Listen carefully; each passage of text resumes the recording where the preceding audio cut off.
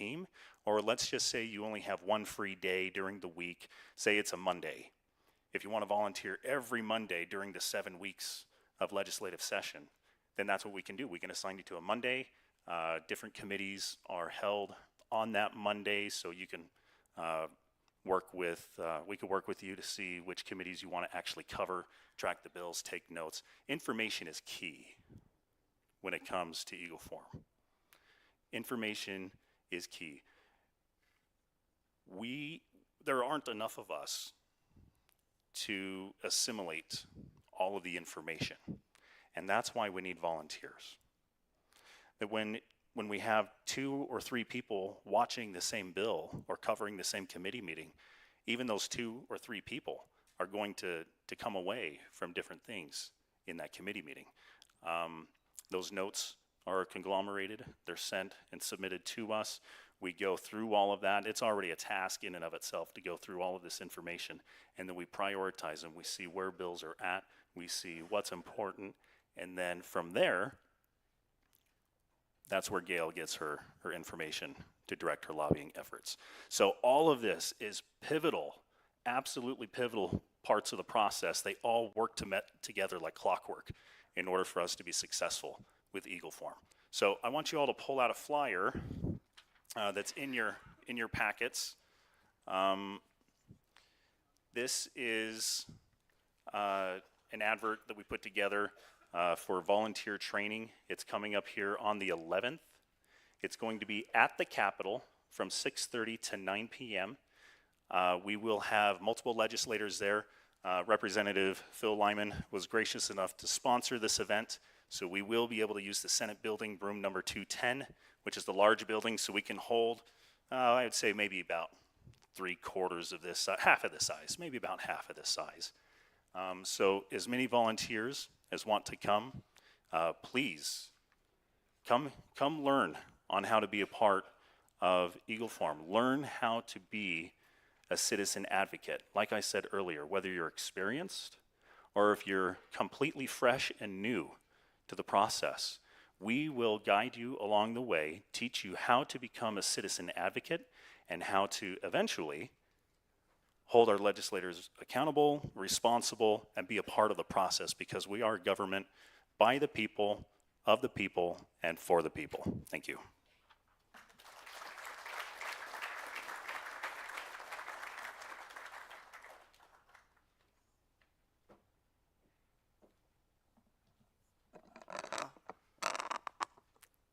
Thank you, Gail, so much for inviting me to come speak.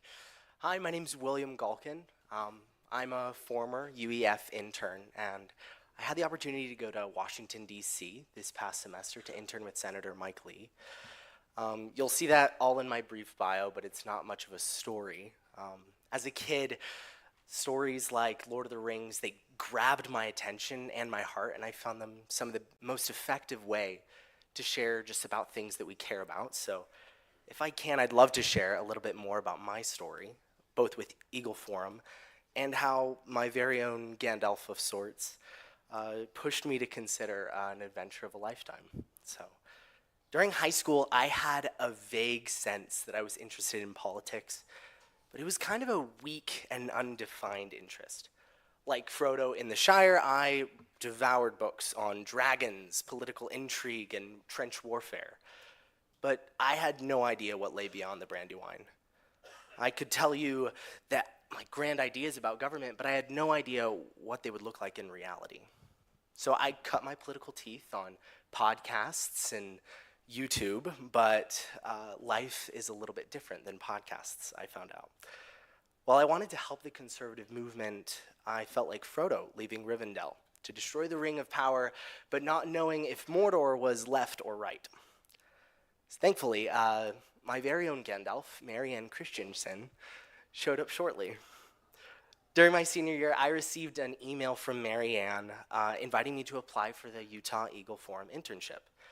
This internship connects young people to local politics by giving high schoolers a chance to experience the political system up close. During the 7-week legislative session through January and February, interns participate 1 day a week, or more if they would like, up at the Utah Capitol.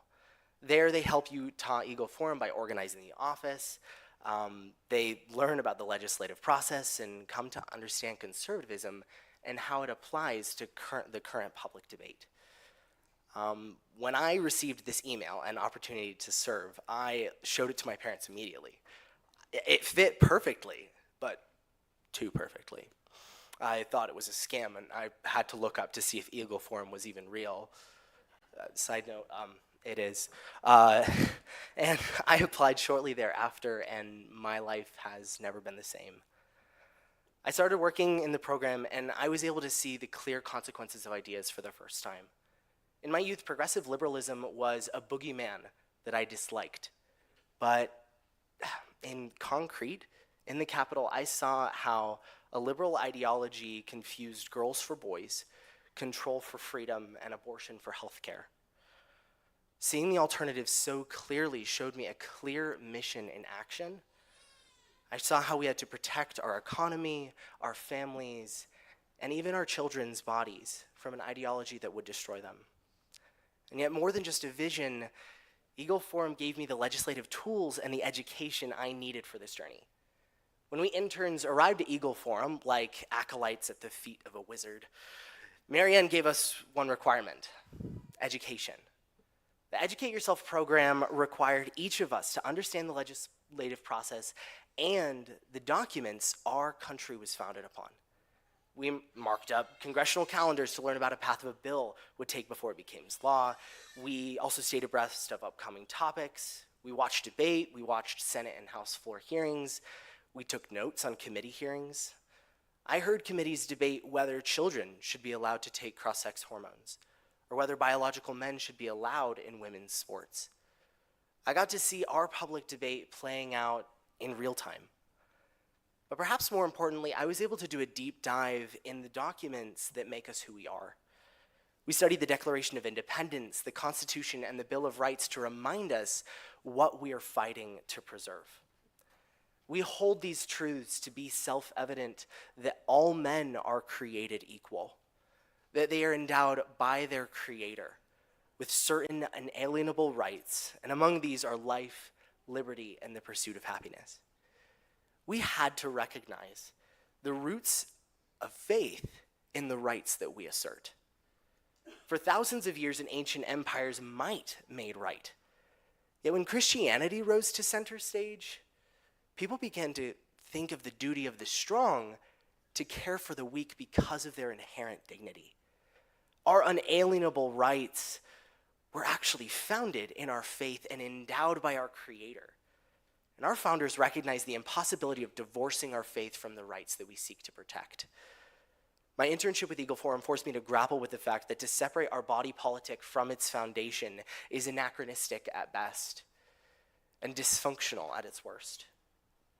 Eagle Forum, in the end, gave me the tools that I needed to start influencing public policy, even as a teenager, and showed me that I could be a lifelong learner. In some ways, I never left my Eagle Forum internship. As I left for college, I took the Educate Yourself program with me as I went to go study public policy, theology, and history to try to find the context of our current public debate.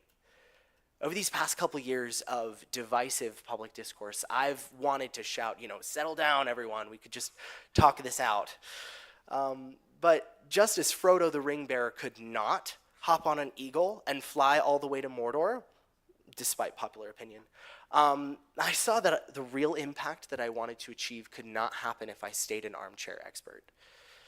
When my school offered a chance to spend a semester abroad in DC, I jumped at the chance. I wanted practical impact. The prospect of living there excited me, and I had no clue how much I would learn. So over the last 4 months, I got to intern in Senator Mike Lee's office and help with public lands policy. It was there that, one, I found how much I loved working with his team, and also it was such an incredible journey. I got to answer phones, sort through constituent communication, give tours of the Capitol, and write research memos about public lands policy. But practically, I learned so much more about how the Senate worked and what possible careers could look like. On a deeper level, my Senate internship mirrored my experience with Eagle Forum, as I saw how real political impact depended on a clear mission. and a strong faith. Working in Washington is a lot like skiing on ice, like what I did in Brighton this last week. It's easy to go really, really fast, and it's really hard to stop. If you're not careful in DC, you can be swallowed in the constant flurry of hot new topics and never stop to clarify your priorities. I was so thankful to work in Senator Lee's office because he's laser focused on his mission to protect the Constitution and restore the federal system our founders intended, that vertical and horizontal separation that we heard about this morning. Instead of trying to message the senator's values on everything, everywhere, all at once, our senator and our team was able to focus specifically on protecting the Constitution. He stood by, and I'm so thankful for people like Mike Lee, Gail Rizika, Marianne Christensen, and the rest of you Eagle Forum by showing me what it means to stand for what you believe in, have the strength not to give in, even if all of the Balrogs of legacy media come after you, you can say, "You shall not pass." But second, working in DC showed me that you need a strong faith to fight against the cynicism. When I came back home, people would ask me if I liked my time in DC. My honest answer was no. And yes. My first few weeks of my internship had passed, and the adrenaline of working in the Senate wore off, and I felt pretty sad. Impact was not immediate, and I saw how hard it was to work in DC long term. Sometimes it seems like you're moving the ball forward only the smallest bit, or even at all. But it makes me think of a scene in Tolkien's work in Two Towers where Frodo, after an incredible battle, tells Sam, "I don't think I can do it." And honestly, I came to the same conclusion. I alone will probably do very little to change the course of human history or turn the tide against evil. But that's okay. As a Christian, I know that God sees the end of the story. And truly, this one is not about me.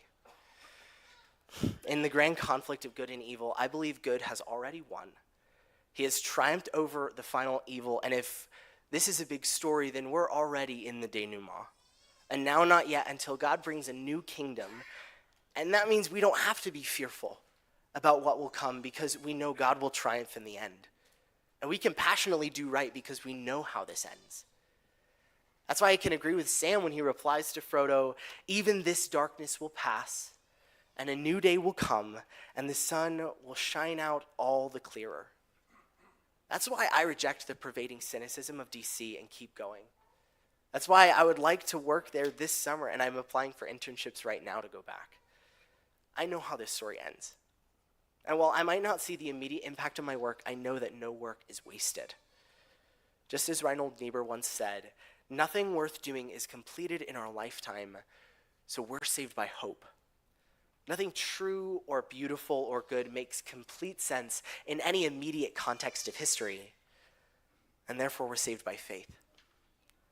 In the end, I'm so thankful for Eagle Forum and Marianne, who gave me the nudge out the door, and for Gail for leading Eagle Forum all these years. Both of you have given so much for this cause, and you guys are the embodiment of servant leadership that Whit just talked about. I just want to say thank you so much for all that you do. And that's all I have. Thank you, guys.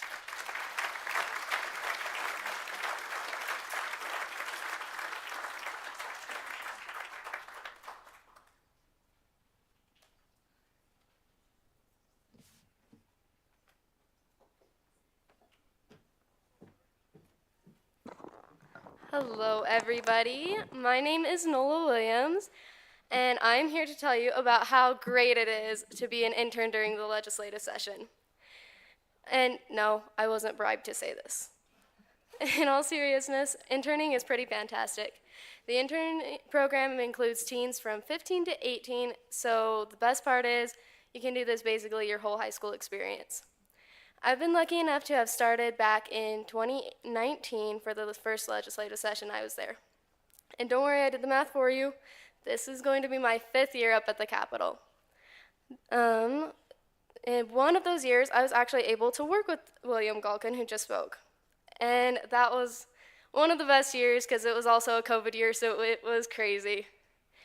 I've been given 3 minutes to convince you that interning is the best thing you could do for 2 months as a teenager.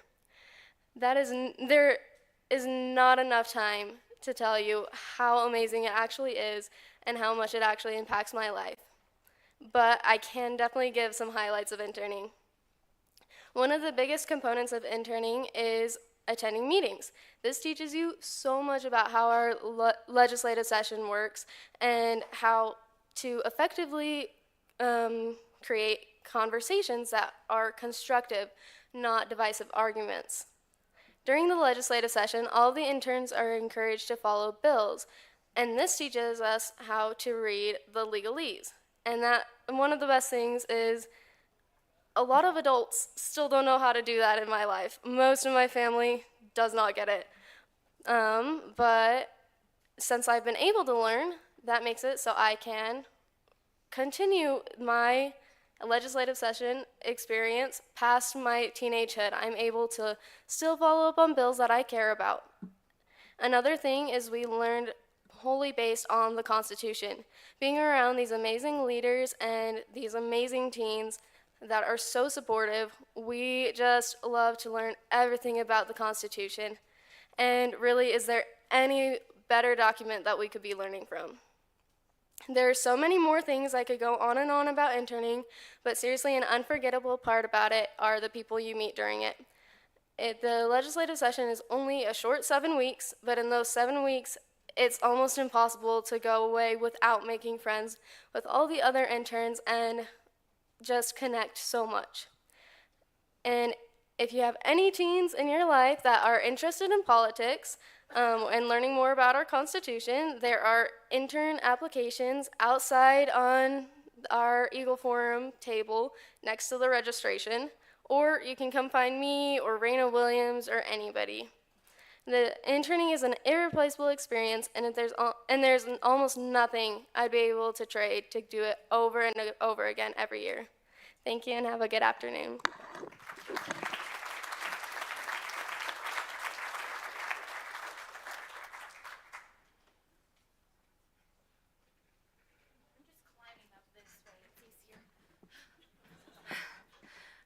Hello, everybody. My name is Olivia Dawn, and I've been asked to share during this period because I am the intern coordinator for this session. I have some big shoes to fill, so color me a little bit stressed about it, but I'm excited. And one of the reasons why I was invited to do this particular responsibility is because I started with Utah Eagle Forum when I wasn't even allowed to be an intern. When I was 12 years old, I was taken up by a family friend, and while this family friend was meeting with some legislators, I got to hang out with some of the teen interns, and I fell in love, and I asked my mom, can I please do that again? And apparently I made a good enough impression that the Eagle Forum family said, yeah, she's 12, but she can come up and just shadow. And so from the age of 12 to now the age of 31, I have been involved with the legislative session in Utah Eagle Forum. So more than half of my life has been here, and it's been an amazing experience. So what I want to talk about are the nuts and bolts of the intern program this year and what's going to be expected.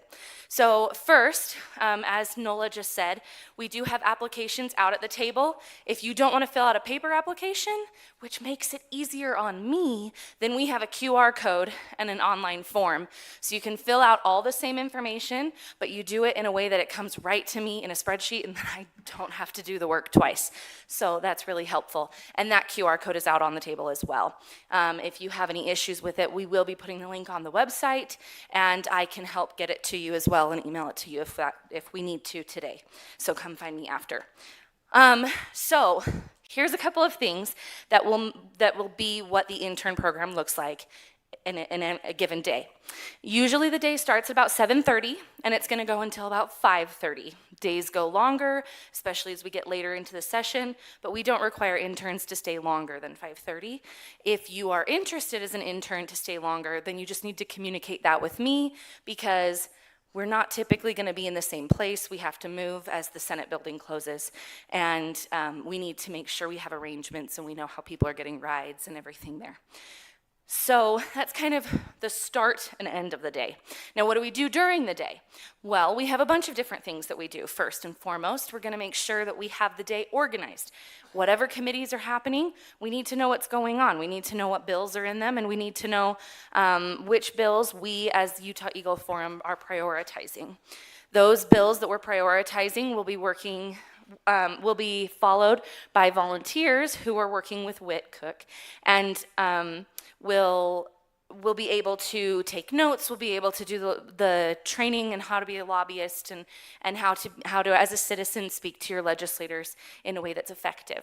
The interns are going to be learning a lot of the same techniques, including how to speak to legislators. We've got several legislators that have already committed to letting our interns come on the floor with them so they get to at least experience all of that.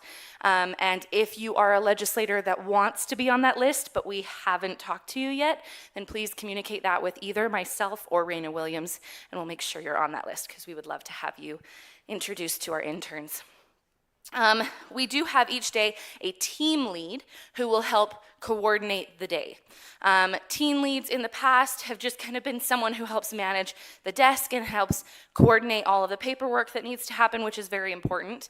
But there have been some interns in the past who have expressed that they want to have a little more responsibility and have the opportunity to go out and participate more. And so we're going to be revamping that position a little bit and giving them more of a managerial role where they will be required to show up just a few minutes early and meet with me and make assignments before the day begins, so that as other interns are coming, then we can make sure that everyone is going where they need to go. And if someone wants to work the desk stuff, then they can, and they'll be trained on how to do that by the team lead.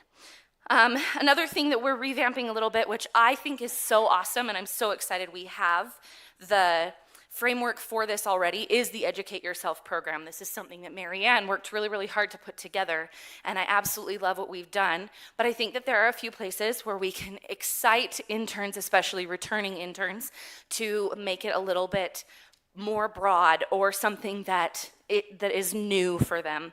So the Educate Yourself program will start at a beginner level. There's also an intermediate and an advanced level.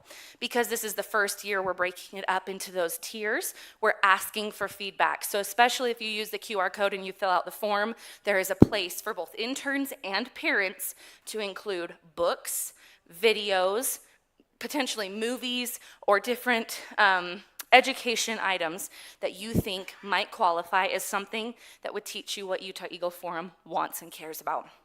And we want to make sure that everyone feels that they have the ability to educate themselves in something that's exciting for them. The last thing that we're excited about including with all of that is that we are extending the deadline for the Educate Yourself program to March 15th. So we don't want interns to be rushing to get everything done by the end of the session, but we also don't want them procrastinating and getting it done the last 2 weeks of the session. So we're asking the interns accomplish a certain percentage of their points through the session, and then they'll have that last 2 weeks after the session's over to finish everything up. So those are kind of the nuts and bolts of some of what's going on. There's so much more that I can't even address because we're out of time, but I just want to invite all of you, if you know a teen or really someone between the ages of 14 and 24 who would be interested in participating, please, please, please let them know, have them check the website, fill out the form, and we're really excited to get this started. Thank you.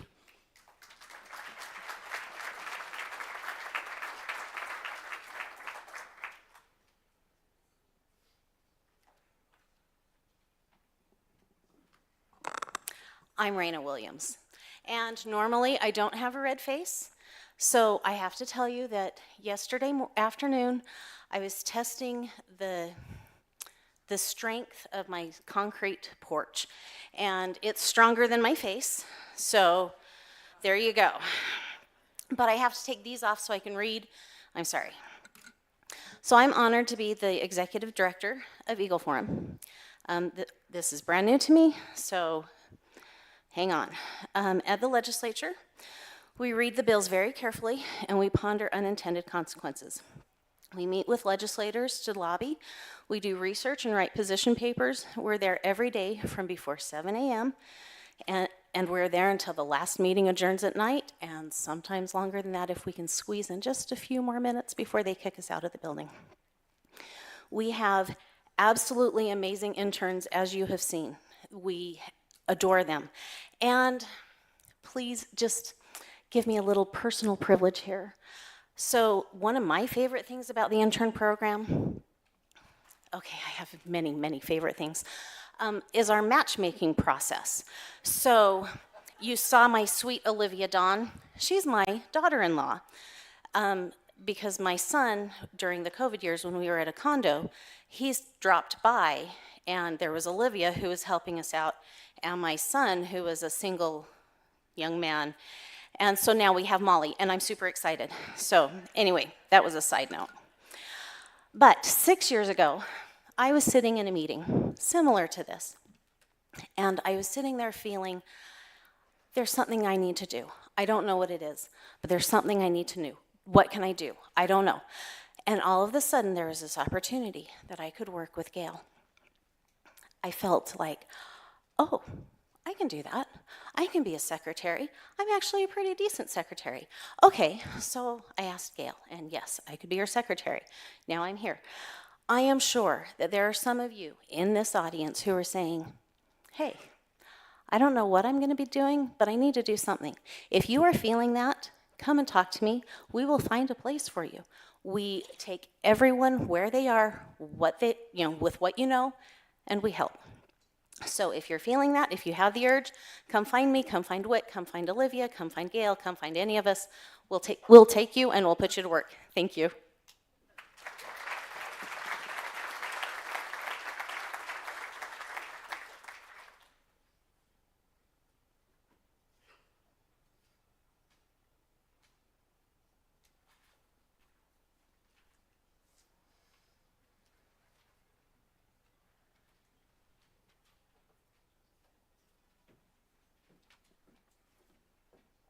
So you can see how much we need you and need your help, and how we will, everyone, I'm looking around this room and I just can see so many people that could come to the Capitol. And you've just been given that great commercial. So please come. Go to the training. That'll make you, you can look at that and think, yeah, do I want to do this? Yes, I can do this. And you'll meet a lot of good people. You'll have new friends. The great experience that William talked about, you don't have to be an intern to have that great experience. You can come and be a volunteer and have that same experience. So, okay, so now we are going to move on because remember I talked about the food bill? That's what we call it. Well, the sponsor of the food bill is Senator Ron Winterton. He's going to talk about that bill, and right after that, we're going to have you can come up, Ron. We're going to have, Kevin Freeman is not here. His father-in-law died, and he, of course, he came to town. He was actually in town with Marlo Oaks and with Ken Ivory working on a bill that Marlo will tell you about. So Kevin has done a video for us. It's about a 10-minute video, and then after he finishes that video, then we'll hear from Marlo. Thanks, Gail. Thanks for this opportunity. You guys have probably stayed here for a different reason than what I have today, but I'm glad that the time's finally here. Let me give you a little background on this bill. If you go back to, I remember 2019, we were just finishing up our legislative session. There was a threat of COVID and that. Would we finish the session? We made it through. We went in through 2020, and that was kind of, well, we're not going to have session. We are going to. We'll do online, and then 2021, basically same thing, hybrid and that. And all during this time, it was really hard to communicate with our staff in getting bills drafted and stuff like that. Last year, we went through quite a turnover with our drafting attorneys. This bill here was drafted last year. We put it in there. And because I had 22 other bills, it was not a priority bill. it was going to get drafted. It was an easy bill. Well, it came out, and it turned out to be read the last Monday of the session last year. Didn't get a committee assignment or a hearing, and that was it. Other than I heard from critics about how stupid the bill is, that we don't need it, it's unnecessary. Well, since that time, and Gail and her crew and Doug Yeaman, they've helped me in seeing the need that we've got to move this forward. I've done a lot of bills in the last few years, and most all of them is what legislators are supposed to do, define the law. We don't need to leave that up to the courts to decide or the bureaucratic agencies that we deal with. They love rulemaking, they love policies, and that's the wiggle room that they have. And then under their mentality, that's the law, and that's how they enforce it. So this is a relevant bill in the fact that all it's going to do is define the lines on what the agencies can do. If you go back to COVID, how many executive orders did we have? And when we had too many. And then when we pushed back and said, they're only for 30 days, then what happened was the health department started writing their own executive orders. They don't have that power, but they got away with it one time. And so as a legislature, we pushed back and said, here's where the law is. It lies upon us, not you. And so to extend any of these powers longer than 30 days, it has to come back to the legislature to call itself in or to convene, if the governor convenes it. And so the need for this bill now is that if you remember when we couldn't get any steaks, our big meat suppliers all had COVID, they shut the plant down, and all of a sudden, you couldn't find a steak, you couldn't find a hamburger. What do we do with our food supply? And so we got through that crisis, and now we don't need this, right? No, we still do. We need to go back, and we need to make sure that they understand where the power lies. And so, some of these things that I've looked at as we've got the bill drafted now that it falls under health and safety. What's happening around the world in regards to that? Sri Lanka's president, he declared fertilizer a water pollutant that threatens the health and safety of its people and bans its use. What happened to the country? The food supply crashed. Under emergency powers, look at the Netherlands. The Netherlands central government ministers claim that the ammonia produced by cattle and the nitrogen-based crop fertilization is ruining the environment. Farmers and ranchers have already implemented nitrogen-reducing technology into their operations, resulting in a 70% decline in nitrogen levels since 1990. But no matter what, that's not enough. Now the government, in conjunction with the unelected EU Commission, arbitrarily demands a further 50% reduction in nitrogen by 2030 and insists that only approved way to meet the metric within the timeline is to shutter the farms and ranches. Okay, this is in real time. This is right now. Now let's look at the rulemaking. Why should we be concerned with rulemaking? All right, Ireland's Department of Agriculture intends to cull tens of thousands of cattle every year for the next 3 years in a bid to reduce the national dairy herd by 10% in order to reduce emissions from farming by the first quarter of 2030. This move is made to comply with an arbitrary mandate outlined by the European Green Deal, a plan put in place by unelected executive branches of the EN. Okay, this is not the United States, this is other countries. But as we've learned today, as we look around, we talked about, John Curtis talked about climate change. We talked about our energy policy and how other states are dictating what happens here in the state of Utah. We talked about federalism. And then the speaker, he says, we're going to push back. He's right, we are pushing back. We live in the state of Utah. We should be able to decide what the laws are in here, how our food supply is. So this bill basically, it's real basic. In my mind, I think we don't need it, but we do need it because there's others out there that think that they can do it through rulemaking. And most of it is the rulemaking is just to get around the EAJ standards and make us comply with everybody else. This is the wave throughout the world. So this legislation is just going to speak very clearly. The intent of the bill is to protect our food supply. In the bill, what we've done is define what is local food. That should be very generic, but yet if we don't define it, a judge or some bureaucratic agency will decide what it is. So we've defined that. This prohibits the state and local health departments from taking control of production, processing, distribution, or the sale price of local food, either during the declaration of health emergency or during normal operations. Very simple. We're just setting the guidelines for them. Here's the rules. Okay, it prohibits the governor from using emergency powers either under the declaration of a disaster or a water shortage emergency to take control of production, processing, distribution, sale price, and local food. Now, out on the eastern part of my district is ranchers.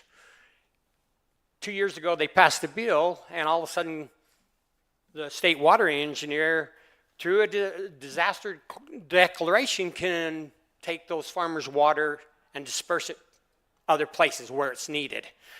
Well, that's a water right, and that really caused a lot of alarm. So that's why, that's in here, is that we need to have the resources to make sure that our food is productive, that we don't rob it for somebody else's use.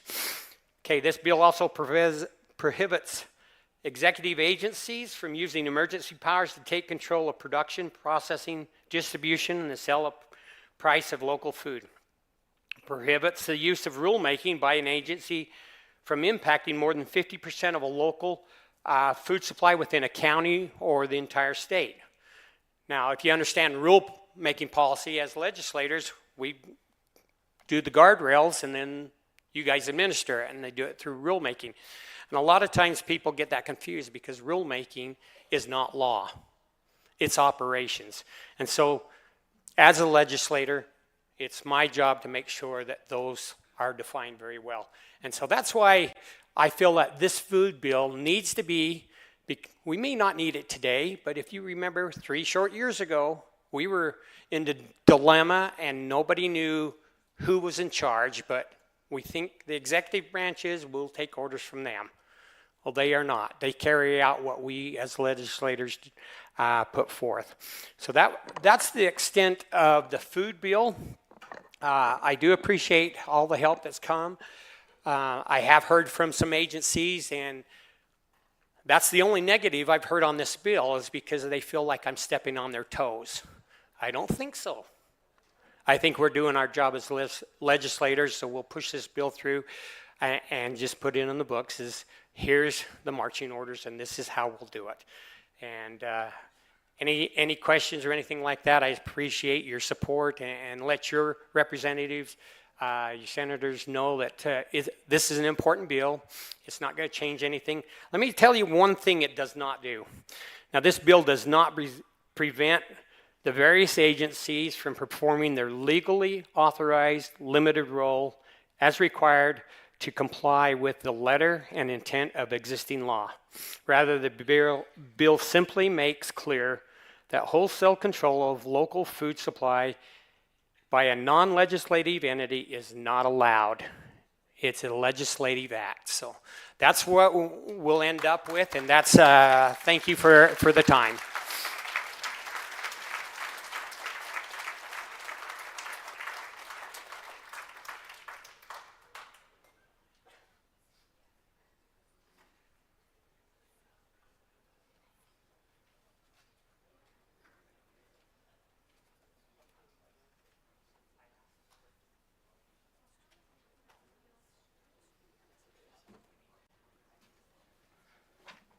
Well, good afternoon, Texas Eagle Forum, and I know you've heard a lot of speakers today. Wow, how did I do that? I'm from Texas. And what I want to emphasize today, though, is I'm so impressed with what's going on in Utah. I spent the last 2 days at the Capitol with Representative Ken Ivory, working on an important piece of legislation that's going to be assigned a bill number next week. And you're going to learn more from my business partner and friend, Kevin Freeman. Kevin is an economic warfare expert, debriefed the Pentagon, former Templeton money manager, managed billions of dollars of funds and grew a fund that way. We have a show on Blaze TV called Economic War Room. But what started as an idea and a passion of Kevin's has really turned into a movement now across America. And so when you look at this next idea, I want you to look at this and understand how big and how significant this can be for Utah. This is a chance for Utah to lead with transactional gold and silver, a chance to lead as it relates to some bond ideas with gold, some new ways to pay taxes, but it's an idea that's moved from an idea to a full movement to where we now have 20 states across America that are looking for legislation like this. But what's different about Utah than Texas is, first of all, I see people stacked against the walls here. So the Utah Eagle Forum and the work that you're doing is significant. And Whit, what I heard you say in terms of getting people involved, you have great legislative leaders. What Ken Ivory has done is unbelievable. What your treasurer is doing and how he's grasping this and saying, how do we make this work to lead the country in this area, unbelievable. But it only works if you guys all take this serious. And so I want you to look for this handout in your packet, which is just another way to pay, where you'll have a debit card, be able to put money in the Utah Bullion Depository and be able to spend it anywhere you spend money now, but it'll become functional currency. It'll be protected by the state of Utah. You'll have your own bullion depository. It's a big idea, it's for now, but this will only work if every one of you say, gee, what can I do, like Whit shared earlier, what can I do to be involved to get this across the finish line? That means getting to the hearings, getting through committee meetings, everything else. But again, with all sincerity, I've been at multiple state legislators, and you guys are queued up to really lead on this one. So please listen to this. I hope to catch up with all of you afterwards. We've got books in the back. We also have the founder of a technology that's working today that makes this a reality. You can pay in gold today as it exists with a card like this that'll be a technology similar to Utah. It's a big idea. Thank you, everybody, and go Utah. All right, thanks.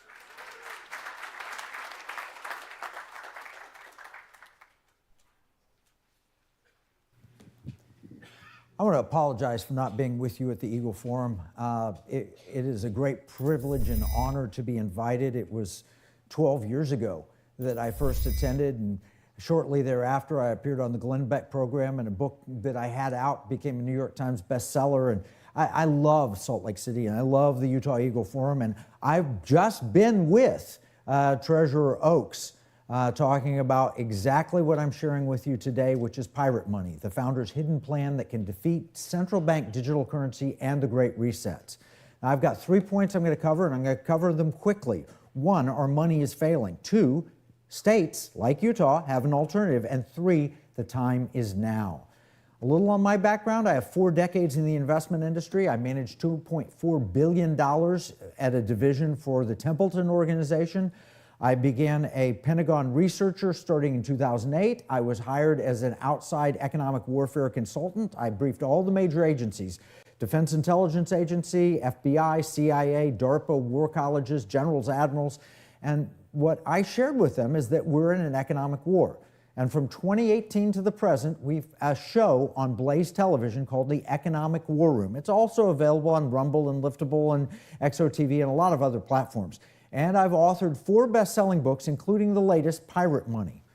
I'm also, and was hired by the State of Utah Federal Funds Commission to do an economic risk analysis report. It was published in January of 2016. At that time, January 2016, not that long ago, our debt was around $19 trillion. Think about that. I gave a lot of warnings, and they were dire, but unfortunately they were understated. The debt situation is far worse than I would have predicted by 2024. This is 8 years ago. In 8 years, gone from 19 trillion to $34 trillion. Now I want to quote from the Bible, Proverbs 22:3 or 27:12, take your pick, says the exact same thing. When the Lord determines it's important enough to put the exact passage In 2 different Proverbs, you ought to pay attention. The passage says, "A prudent man sees danger ahead and prepares for it, but the fool goes blindly on and suffers the consequences." What I was talking about here at this Eagle Forum meeting in 2012 is the same economic warfare topic that I'm covering today. And that is that people are using our money against us, and they're then trying to destroy the value of that money, whether it's China or Russia or the Middle East or our own government. Since 1971, when Nixon left the gold standard on a temporary basis, our dollar's lost 87% of its purchasing power, 87.5% actually. You could buy a Hershey's bar for a dime in 1971. It costs $2 today most places, even more some others. The buying power of a dollar from 1971 to 2023, well, it's illustrated. My Hershey's bar that cost 10 cents costs over $2 today. A Spider-Man comic, something I looked at in 1971, 15 cents. Today, it's, $4 or $5.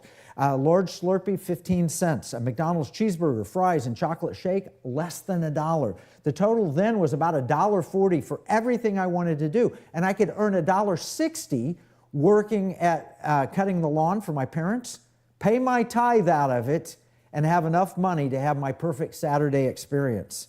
Today that costs around $14. Okay, so what we're looking at is economic warfare. And economic warfare, why economic? Because, well, it's the World Economic Forum, right? Klaus Schwab, Dr. Evil there. It's about the money. And Jesus told us this. In Luke 16:11, he says, you have to get the money part right first, and then you can be trusted with true riches. Luke 16:10 says, if you're not faithful with your unrighteous mammon, that's Luke 16:11, you will not be trusted with true riches. And Luke 16:10 says, if you don't get the small things right, you won't be set over larger things. So money should be a small thing. Our debt is now $34 trillion.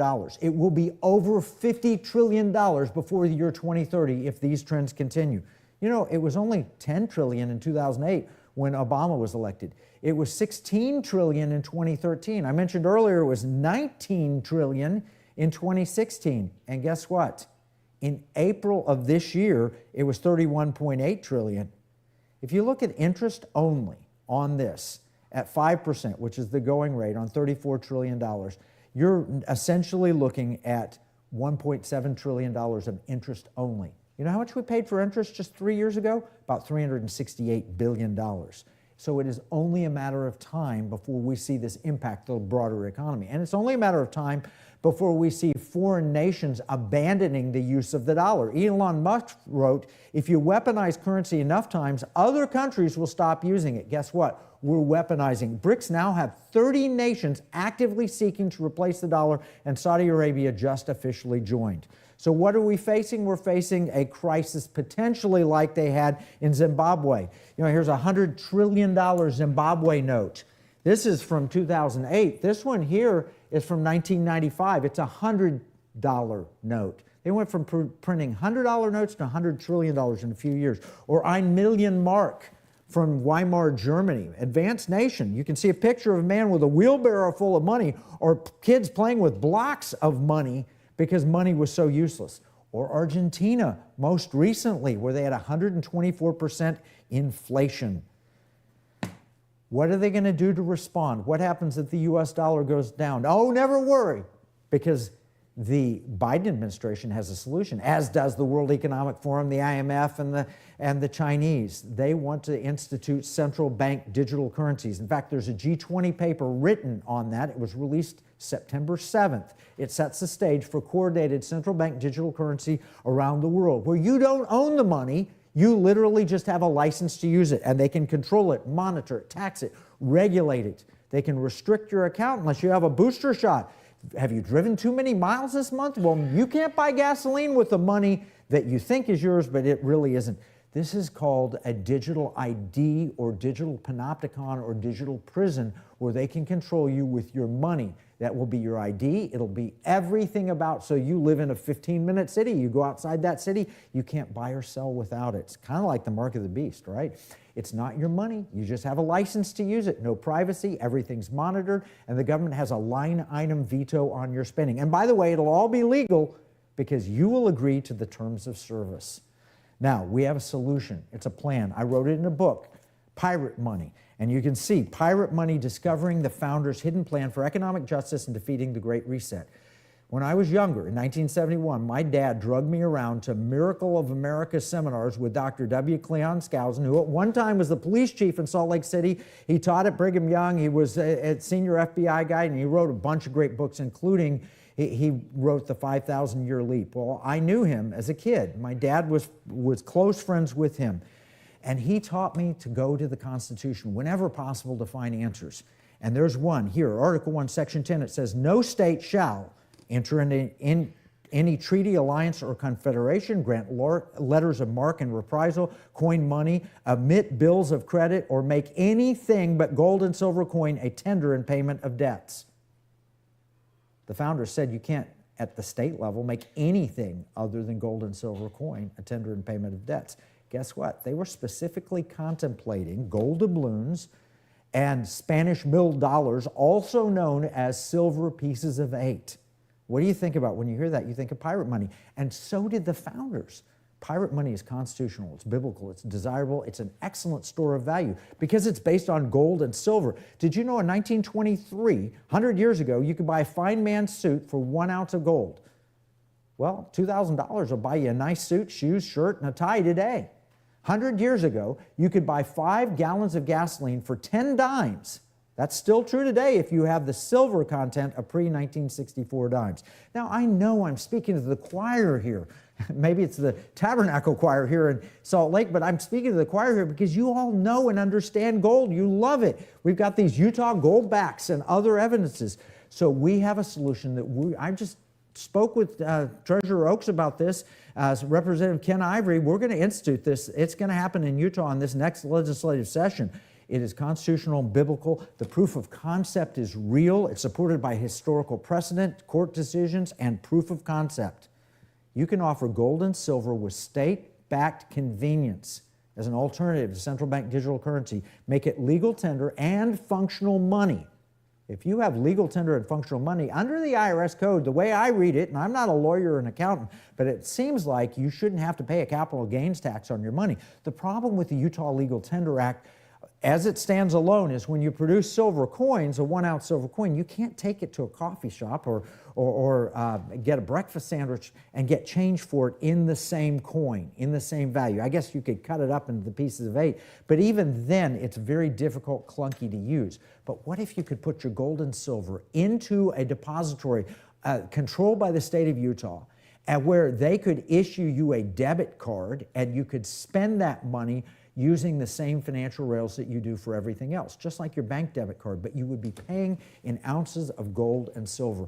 I know that sounds like a lot to take in, but it's all explained in the book Pirate Money, and my colleague Mike Carter will be there, as well as the CEO of GlintPay, a commercial company that is doing this right now. If you have an iPhone or if you have an Android phone, you can go and download an app called GlintPay, and you can make that useful. So you can build your own state depository, or you could use the Texas Bullion Depository that already exists, add to it modern technology with a GlintPay card or Load or Kinesis or any of these cards with technology, and you could literally turn gold and silver into transactional, so that you could walk into a merchant and you could pay for it. They could transfer it into dollars if the merchant wanted dollars, or keep it in gold or silver if the merchant wanted to keep it in gold. I know it sounds fantastic, but it's operational today, and we have proof of concept. You can learn more about this. First, read the book Pirate Money. You can go to piratemoneybook.com and you can buy in bulk. You can pay it forward, just like the Sound of Freedom movie, where you can pay it forward, and we'll give books to legislators. You know what we've done?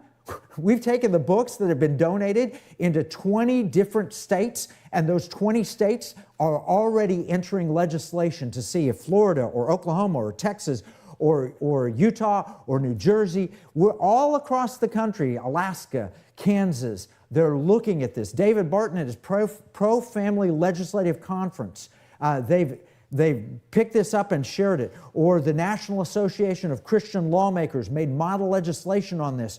Or the State Financial Officers Foundation, of which Treasurer Oaks is a part, has let me speak on this. This is going wild, whether it's in Louisiana or all these states. You can learn more reading the book Pirate Money, and learn more at piratemoneybook.com. But you can also see the progress at a website we have called transactionalgold.com. And up in the right-hand corner, there's an active states tab. You can click that, a little red tab, and it'll show you what's happening in Utah. You click on Utah, and you can download flyers and other things that you can use to help spread this word.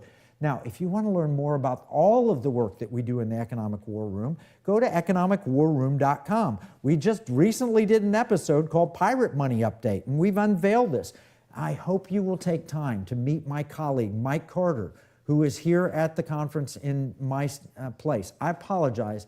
My father-in-law passed away the day after Christmas, and so I'm going to be speaking at his funeral today while you all are meeting.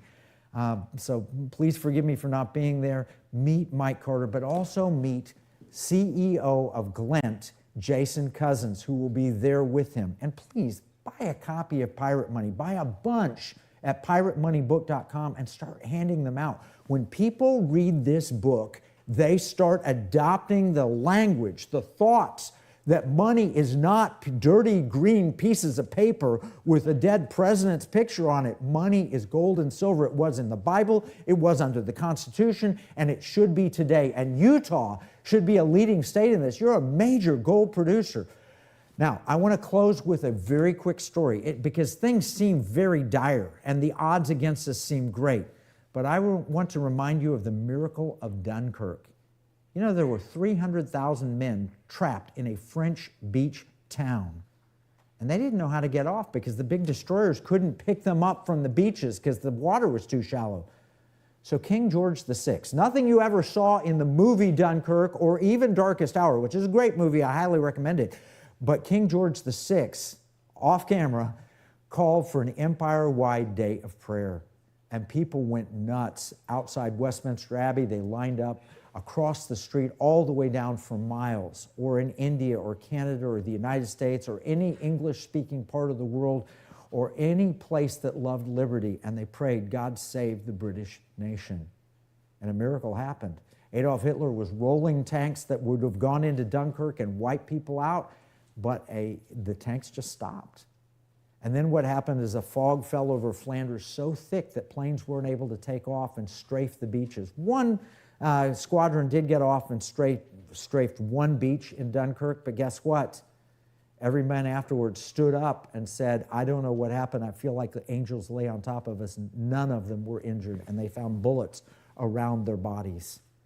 And then God made the English Channel glassy smooth, so smooth that the fishing trawlers, the little ships, the speedboats, the pleasure craft, the sailboats, they were all able to go across the 26 miles of the channel and rescue the men and bring them back. At the end of it, Winston Churchill said, wars are not won by retreats. But guess what?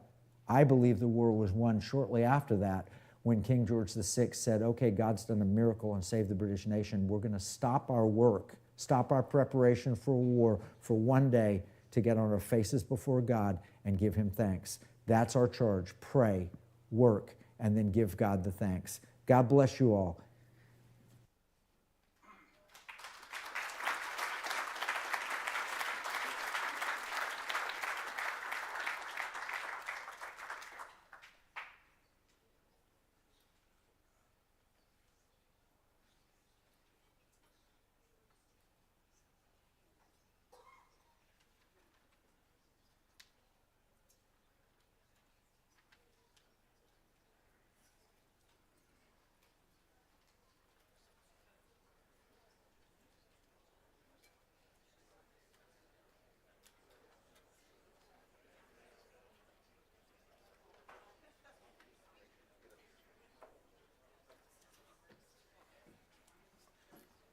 So, Whit, did I misunderstand? I thought you were playing something now, but apparently not. So, okay, Marlo is next.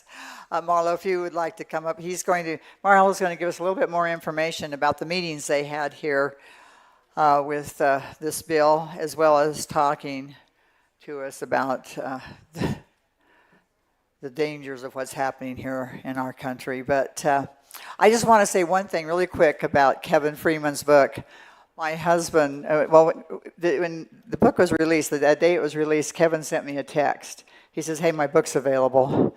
So I quickly ordered it and got it in just a couple of days. My husband read that book, like really fast, right away.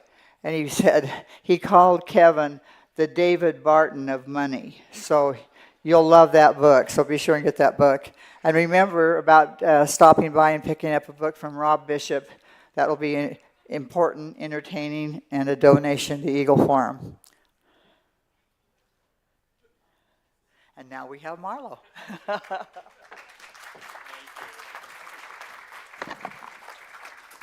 think we're having technical difficulties back there. So Paul, my friend Paul Allen, is he still here? I don't think he is. Okay, but, so he was asking for if people knew their state legislators, testing their civic knowledge, why not the state treasurer?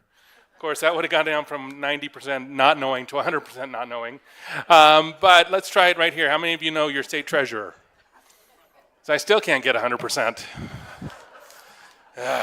Well, as I say, the state treasurer is the Rodney Dangerfield of constitutional offices, so goes with the territory. Whit, are we? We're not doing the. Oh, we're good. What? I had a scissor reel I put together. It's just awesome, but maybe I'll play it from my phone. All right. So does this work? If I. Is it up? Oh, there we go. Okay. All right, before I talk about natural asset companies, just talk briefly, since Kevin talked about the gold and the CBDC. So yeah, we met yesterday, and I'll just kind of point. Jason, you want to stand up? Jason Cousins, who is the Glint Pay CEO. He actually. Came all the way from Britain and speaks British, so you may need some translation there. But and then let's see. I guess Mike is somewhere back there. Okay, Mike. Yeah. So you heard from him, and talking to them yesterday at my office, and Ken Ivory, where you at? Ken's back there. So central bank digital currencies, how many of you know about that kind of stuff? China, you've been to China, you can't do anything if you're the wrong person or had the wrong thoughts.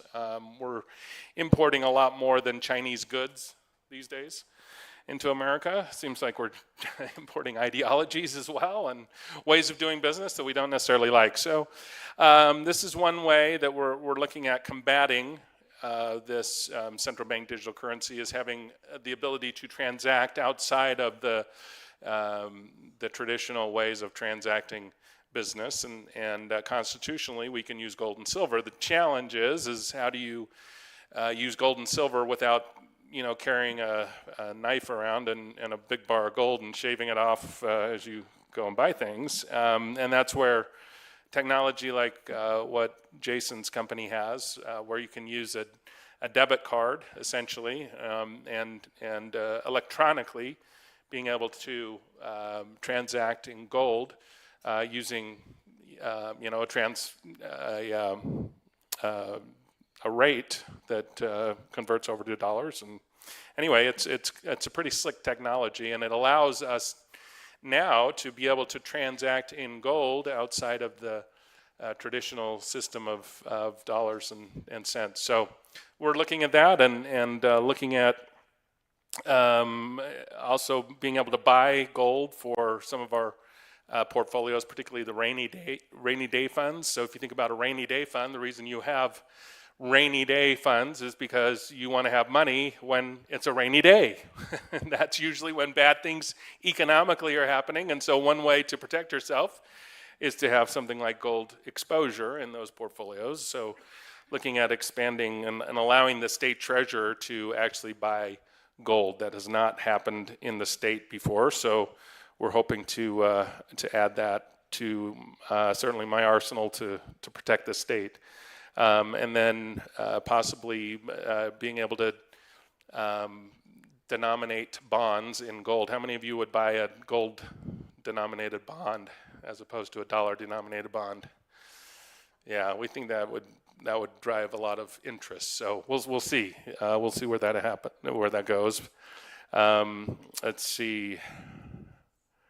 I think that's basically it. Did I miss anything, Ken? I think that's pretty much it, right? Yeah.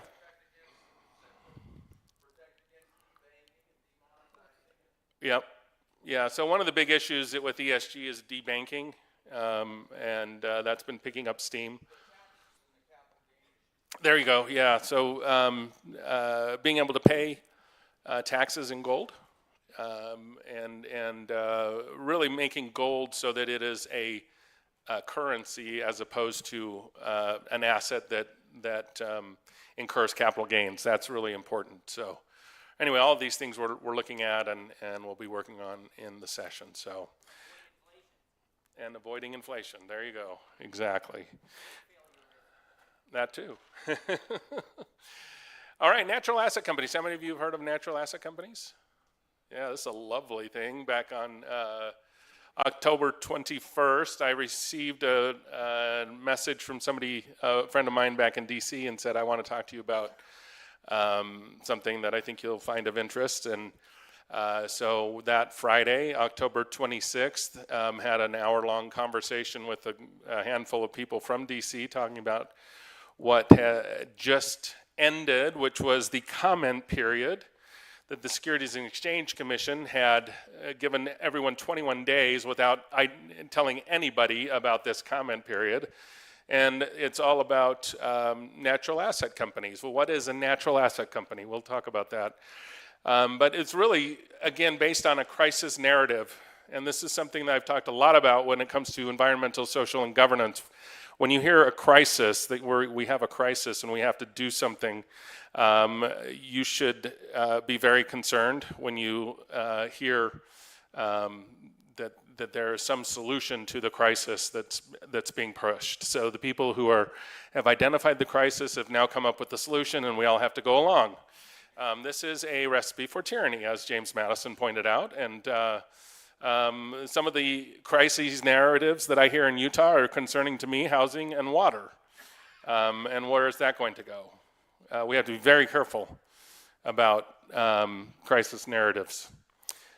So with the natural asset companies, it's very similar with ESG. It's the climate crisis. The climate crisis, if there were no climate crisis, you would not have ESG. You also would not have natural asset companies. This is driving the train, and it's also biodiversity, climate, biodiversity. Those are the two main crises that you hear associated with natural asset companies. How many of you have heard of 30 by 30, America the Beautiful? So this is a map that was shown in the Senate of the United States related to 30 by 30. And essentially the red parts are where no humans can go. And I think the yellow part is also restricted human activity. I can't even see I don't see it. This is going to be exciting. Okay, so you can see what's on the slide. I can't. So basically, 30 by 30 is reducing human activity and creating, putting away 30% of land and water in the United States and protecting it like a national park. So it's highly restricted, and you will have no impact, human impact on that. And you can see Utah on the bottom right there. I guess it's kind of like today, 67% of the state's owned by the federal government already, so it doesn't change much, I don't know. All right, so it's a little bit hard to see, but you can see the gray area, that's federal land owned by the federal government, and you can see it's concentrated highly in the western US.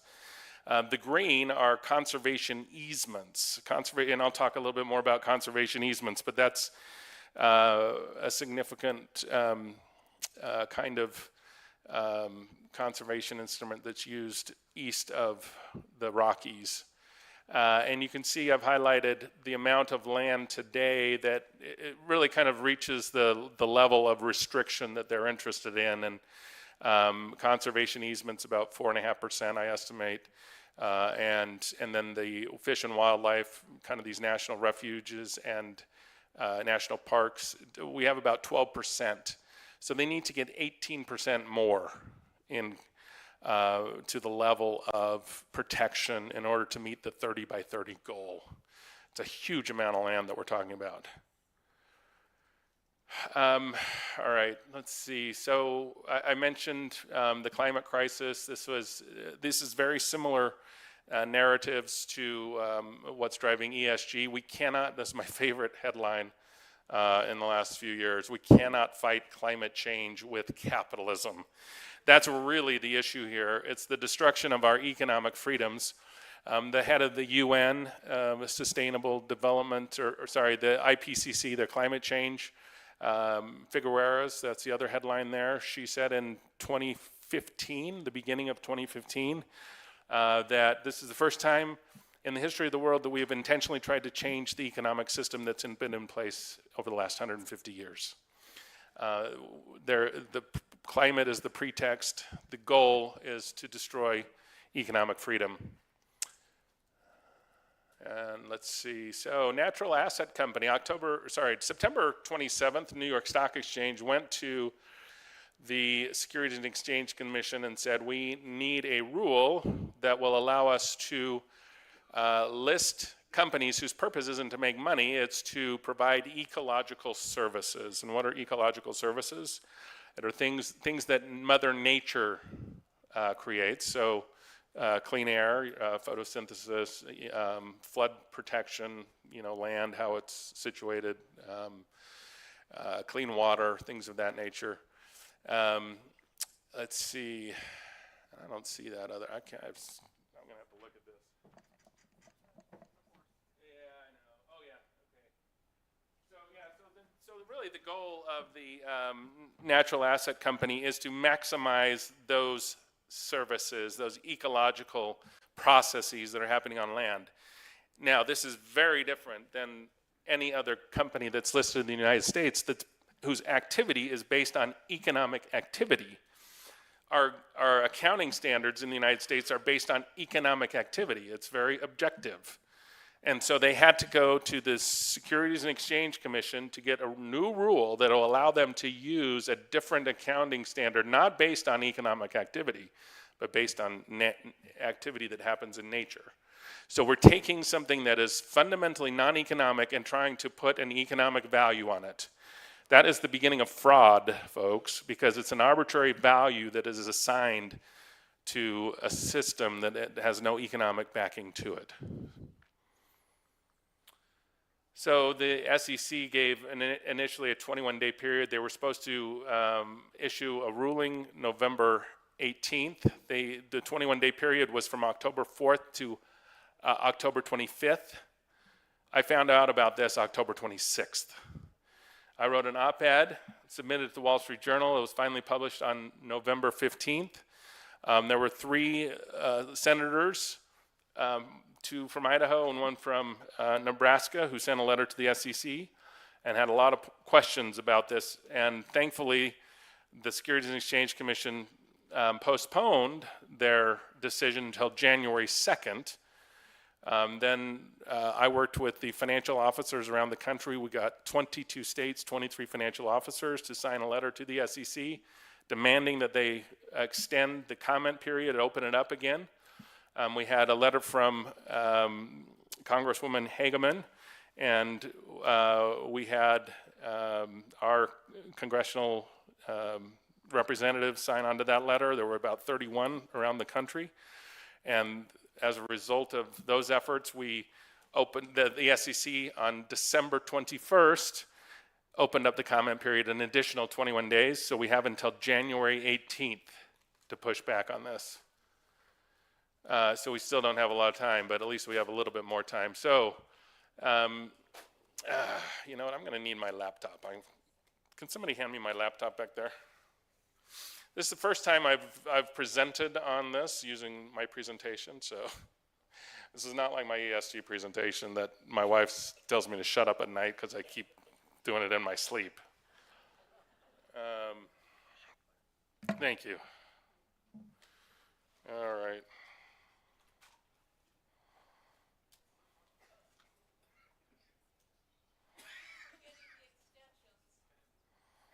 What's that? Oh, yeah, that's what I was doing during Christmas. That's what I've been doing, seriously. All right. All right, so very importantly, if you think about in the capital markets, if you want to attract capital in the capital markets, you want to attract as much as you can, and they are creating what is a different asset class. It's not just a different kind of company, it's a different asset class entirely. So it's like stocks or bonds or real assets. When you create a new asset class, you attract much more dollars into that asset class because now it takes a much larger portion of an investor's portfolio. And that's part of the goal. Instead of attracting millions of dollars, you can attract trillions of dollars in investing. And so really we're talking about financializing Mother Nature. And if you think about Mother Nature, clean air, clean water, things of this nature, they're concerned about externalities. What's an externality? It's something that you and I don't pay for. It could be a negative externality like dirty air that we all end up breathing. The polluters are not necessarily charged for a negative externality. Conversely, a positive externality is also not quantified or charged to people. But now a natural asset company is attempting to quantify both positive and negative externalities with the focus. I focus really on the positive externality because as soon as you assign ownership to an externality, it is no longer an externality. It is not something that everyone shares broadly. It is now owned by somebody who can then charge us for it. So we are now literally talking about potentially being charged for the clean air that you and I breathe. That's what's at stake here, people. And so we should all be very concerned about this. This is from their IEG, Intrinsic Exchange Group, their website, talking about a natural asset, these natural asset companies. And they're talking very specifically about how we have never valued Mother Nature, natural processes, and they make it look like it is in the capital markets, that this is a free market capitalism kind of innovation. And there's a big problem with that. And so we'll talk a little bit more about that. So if you think about our public lands today, this is the amount of economic activity that's happens on our public lands and how it's broken down. You can see oil and gas, the number one in terms of dollar value, and then we have the amount of jobs there, and then we can break it down by state. It's kind of hard to see. Utah's all the way over in the far right, next to Wyoming. But our number one industry on federal lands is actually recreation, outdoor recreation. We're the number one outdoor recreation state, but oil and gas is actually number one in terms of dollar amount that's generated. And down at the bottom, this is the amount of taxes that we get from the economic activity that happens on our federal lands. It's about 129 million. It's about 130 million in taxes. With the Biden administration, their attack on oil and their refusing to grant new leases on federal land, our revenue in the pool of money that really helps rural communities, CIB, it's down 40% year over year. So there's a serious impact in our rural communities just from what's happened without natural asset companies, just this attack on oil leases and being able to extract oil out of the ground. So the impact really of natural asset companies on rural America is going to be devastating. If you think about all of the activities that happen across the country rurally, it's really, the agriculture and the mineral extraction, the oil extraction, all of these things. If you have a supply shock where you have these natural asset companies going out and getting the management rights to the land, their whole goal is to take away economic activity that happens on the land. So you get management rights. They can get management rights. A natural asset company can get the management rights to federal land, private land, conservation easements.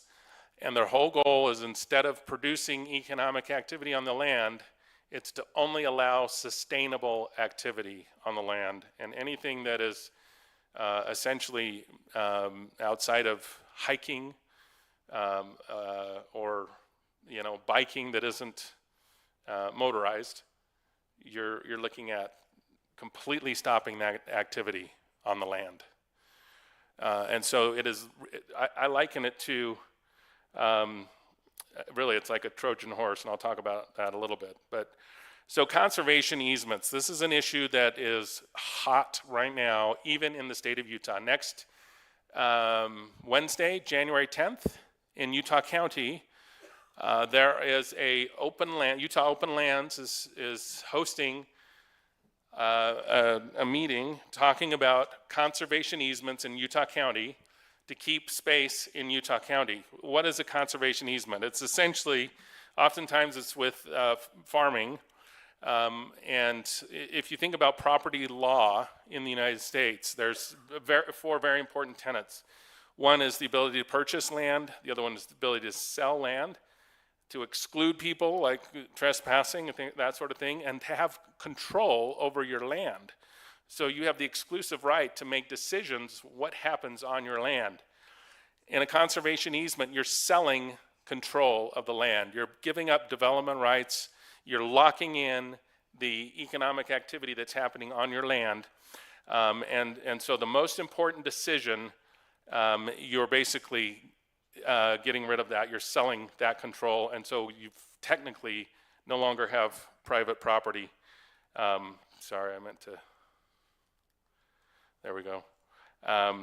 You no longer have private property because you're taking away the opportunity for future generations to do what they would do on the land. They no longer,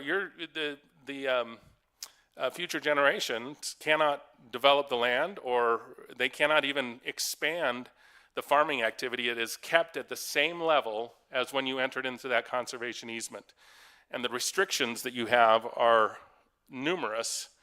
And the one who holds the conservation easement, their number one goal, or their purpose, is for sustainability. That land is kept and managed for sustainable purposes. So if we talked about it really is like servitude essentially. Most easements are affirmative, like a road. Like if you allow a road through your property, that's a positive or an affirmative access easement. These conservation easements are negative in that they restrict the owners and the landowners' use of their property, and so it's very different.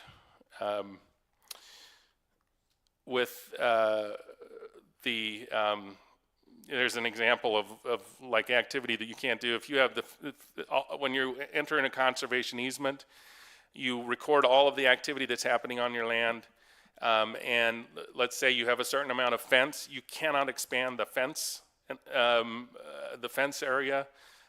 Even changing it becomes potentially problematic, and basically conservation purposes take precedence over the landowner and their needs. And so conservation easements, the reason that it's important is that they can be enrolled into a natural asset company without the owner's knowledge. And so if you have entered into a conservation easement, you may find that your land, that conservation easement, is owned by a natural asset company, and then they can come in and say, well, your land has to be managed sustainably. Yes, you can keep farming the way you have, but you can no longer use artificial fertilizer or the nitrogen-based fertilizer. You can no longer use machinery because those are now considered unsustainable. The sustainability definition is not well defined, but all of the restrictions that you've entered your land are very well defined. Let's see.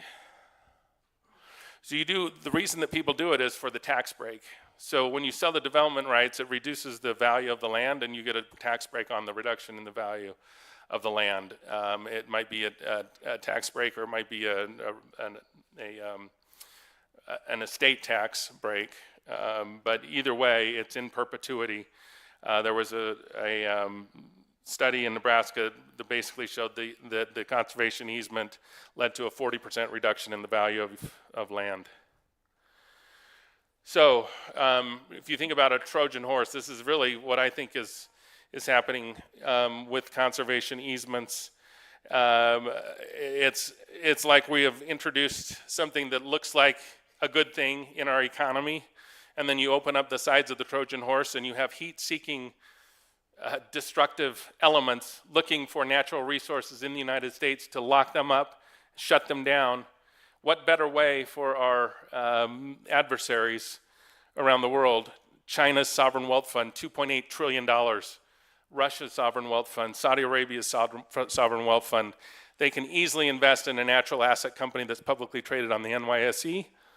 This is not in our economic interest. This is destroying our market-based system, but it looks like it will work in our market-based system. This is exactly like ESG. ESG looks like it works within our economic system, but it will destroy our economic system. This is exactly what's happening with natural asset companies, and it is like ESG on steroids.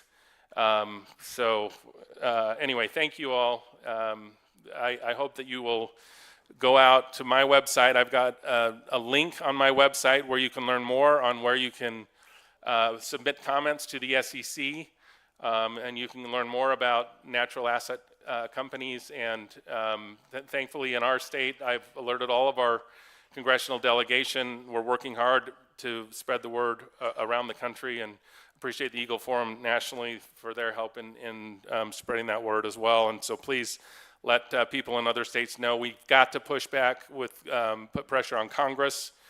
We've got to stop conservation easements here in this state, and at least people need to be aware of the downside of conservation easements. Most people just hear the upside and the positive financial benefit, but there are serious and significant downside to entering into conservation easements. You should not go into those blindly. You need to understand what those are all about. So thank you very much.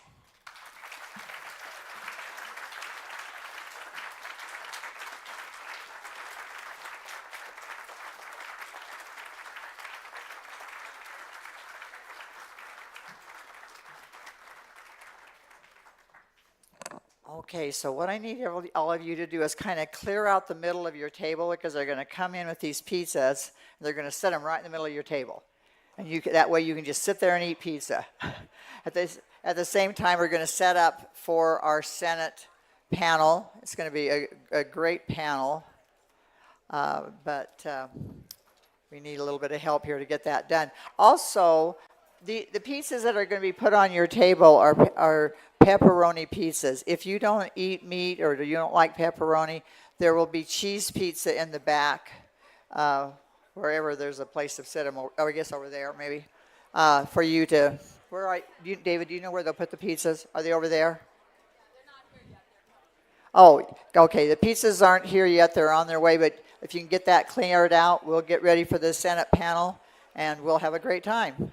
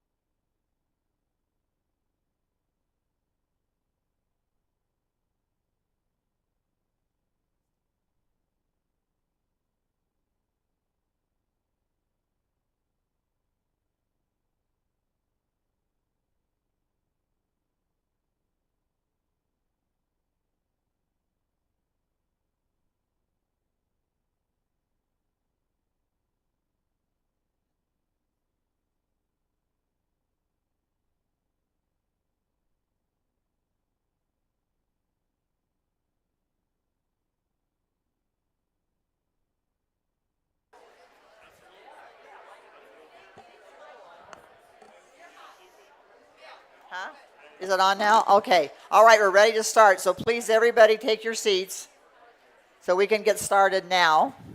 And I'm looking at this. This is a very interesting looking group right here. And I'm glad we have 7 because that puts Carolyn right in the middle. But great group. We've done this in the past with other races, and it's always been everybody's favorite. So it's an opportunity for you to really get to know these people, and probably say you were one of the first to get to know all these people on one time. So we are waiting for Rob. Oh, I looked right past you. Okay, you're on. I'm just killing time. You're up. Okay, perfect. Craig Thorne had asked me to hand you that question. You don't have to. Whatever. And are we asking questions around or getting questions? Well, that is a crowded stage right there. Good thing that we are all friends, right? Okay, a couple things. I know most of you, or at least a lot of you. Those of you who don't know me, my name is Robert Axon. I am the State Republican Party Chairman, and very much appreciate all of you.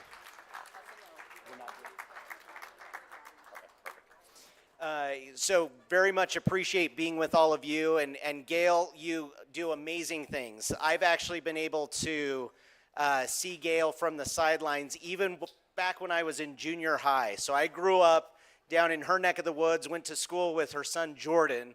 And even back then, I was amazed at this woman that was going off to the National Convention and doing all of these things, fighting for our country. And it's been the case for decades. And so very much this state is better off because of you and your dedication and all of you who spend countless hours on behalf of our state. So kudos to all of you. Round of applause.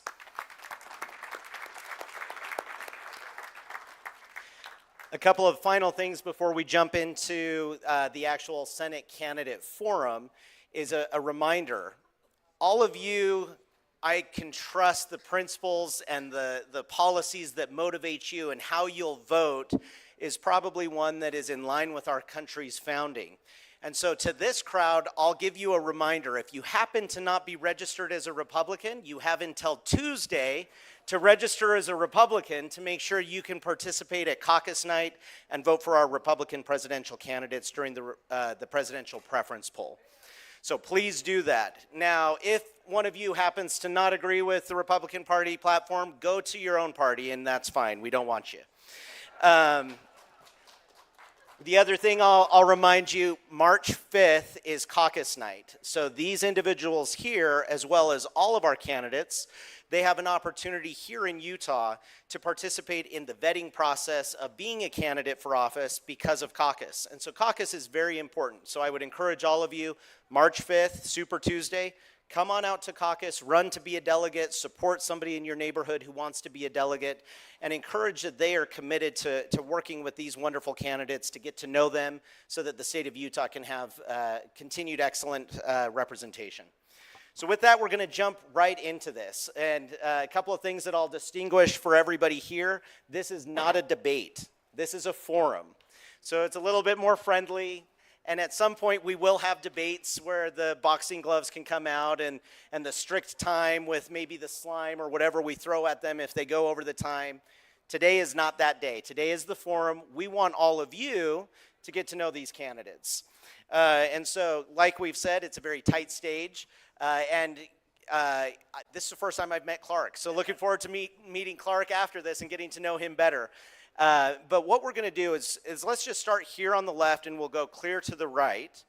And we're going to provide each of you 1 minute as an opportunity to introduce yourself. So I would encourage all of you guys to listen for websites, information so you can dive deeper and whatnot. So provide that information. But we'll start with that 1 minute opportunity to introduce yourself. My name is Clark White, and this is super new to me. I am super embarrassed and super scared to be here right now. But I am super scared and super nervous to be here because I am putting myself forward to you guys, everyone, to be your candidate because I want better things for our country. I have seen where we're at, and I cannot stand it anymore.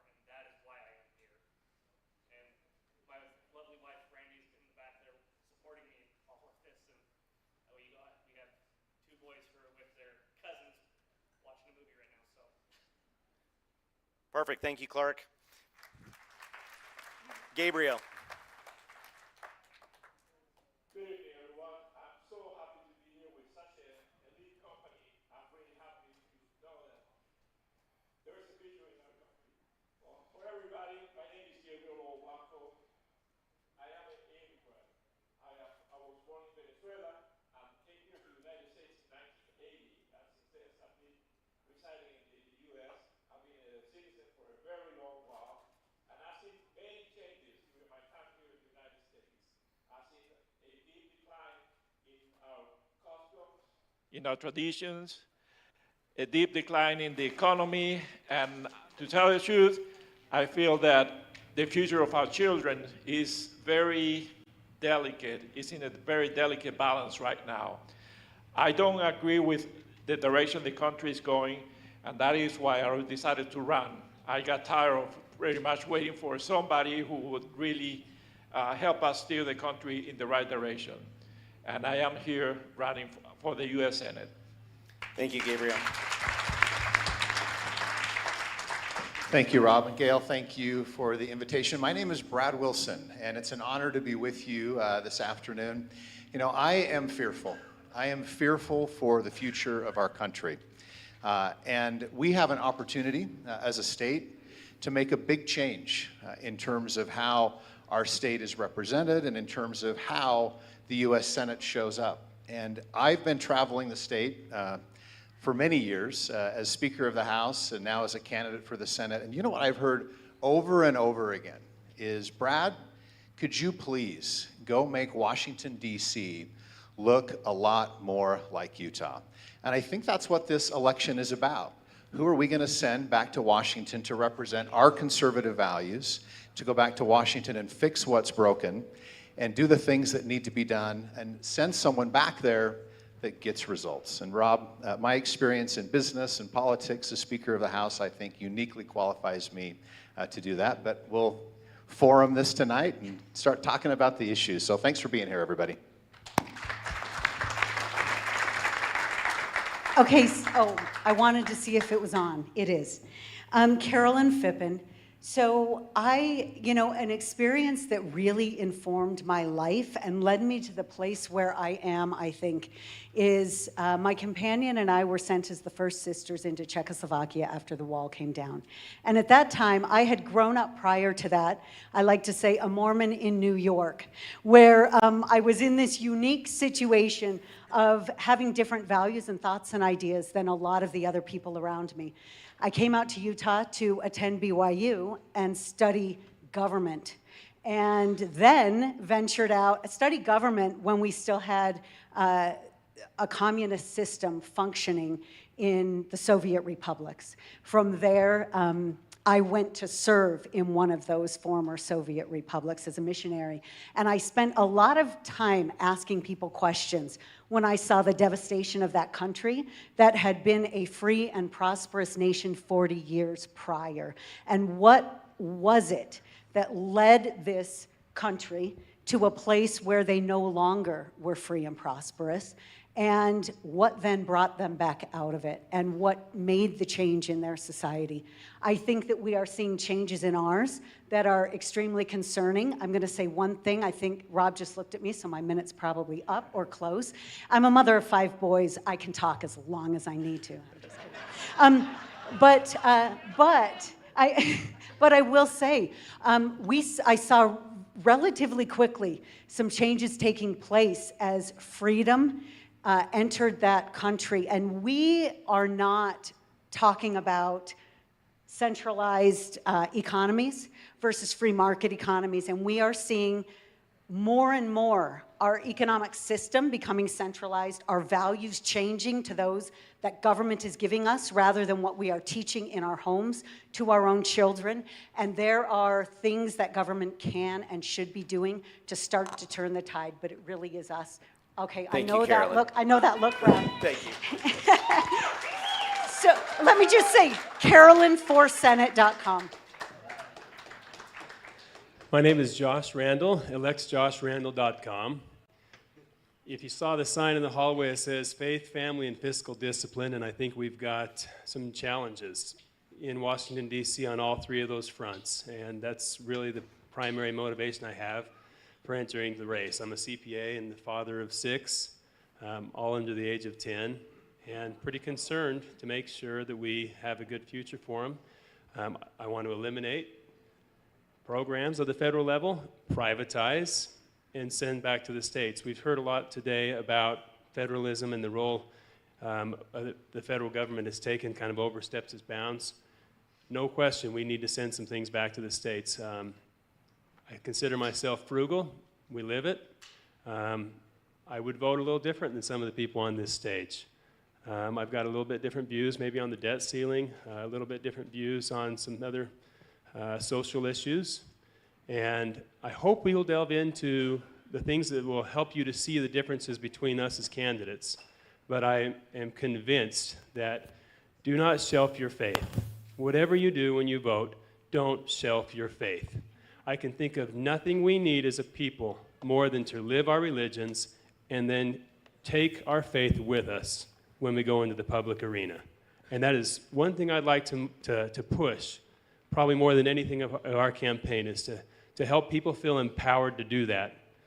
That's how the founders lived, with faith in God, and it's absolutely crucial for us to have that same faith to produce the miracles we need to make the changes we need. So thank you. Thank you, Josh.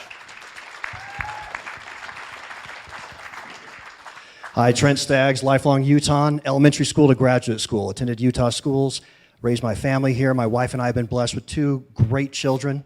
And for the past 10 years, served my community in Riverton, 4 on the council, 6 as mayor. And also extensive business experience, helped take a company public, listed on NASDAQ in 22 in the energy space. You know, what this election is all about is being able to replace that guy, Mitt Romney, right, with somebody who's actually going to go back to D.C. and not become part of the establishment, but to fight up and stand up against it. That's what I've done for 10 years, folks. Go to TrentStaggs.com to learn more. But it's typified my career, whether it's been saying no to mask mandates and vaccine mandates, whether it's been standing up for our children with inappropriate materials in school, fighting back against that, fighting against high-density housing, fighting up against ESG. And I'm the only one in this race that's taken on Mitt Romney. I was willing to go ahead and put my name out there, whether he was running or not. We were in this race because we can't deal with the status quo anymore, folks. We have to be able to push back against it, and that's what I intend to do. Thank you, Trent. Well, good evening. My name is John Curtis. Many of you know me. You may not know, though, before I got into politics, my business was actually building and designing shooting ranges around the world. And after I did that, I ran and was successful as the mayor of Provo. I'll just tell you one thing about that experience. We cut the budget. Taxes were lower when I left 8 years later than they were when I started as the mayor of Provo. For the last 6 years, it's been my opportunity to serve the 3rd Congressional District.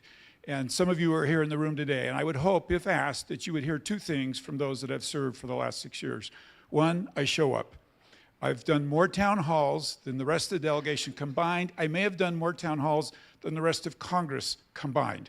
Then hundreds of town halls. My office was just rated the #1 office for accessibility and accountability.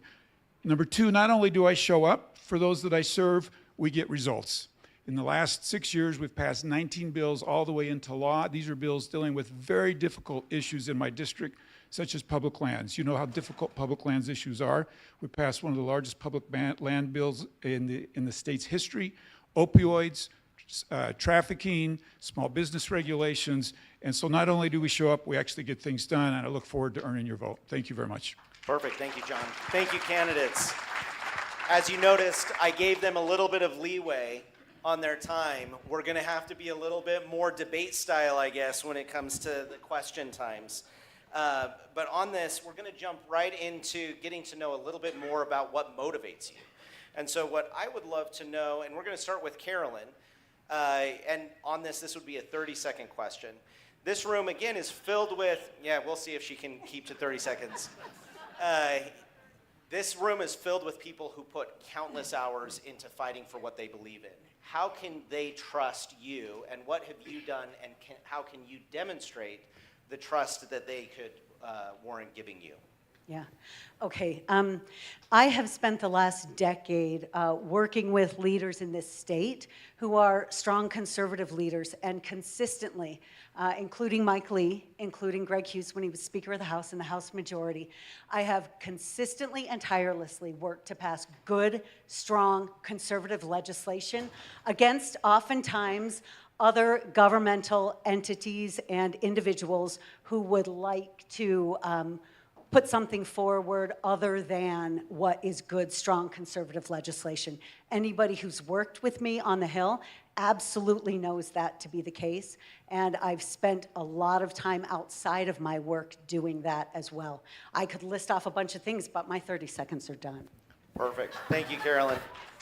And just for everybody's awareness, the question order is arbitrary. It's based off of when they RSVP'd to this event. So that's the order at which we are asking the questions. So I just want you to know that. So the next one, Trent, we're going to be going to you for this. This too would be a 30-second question.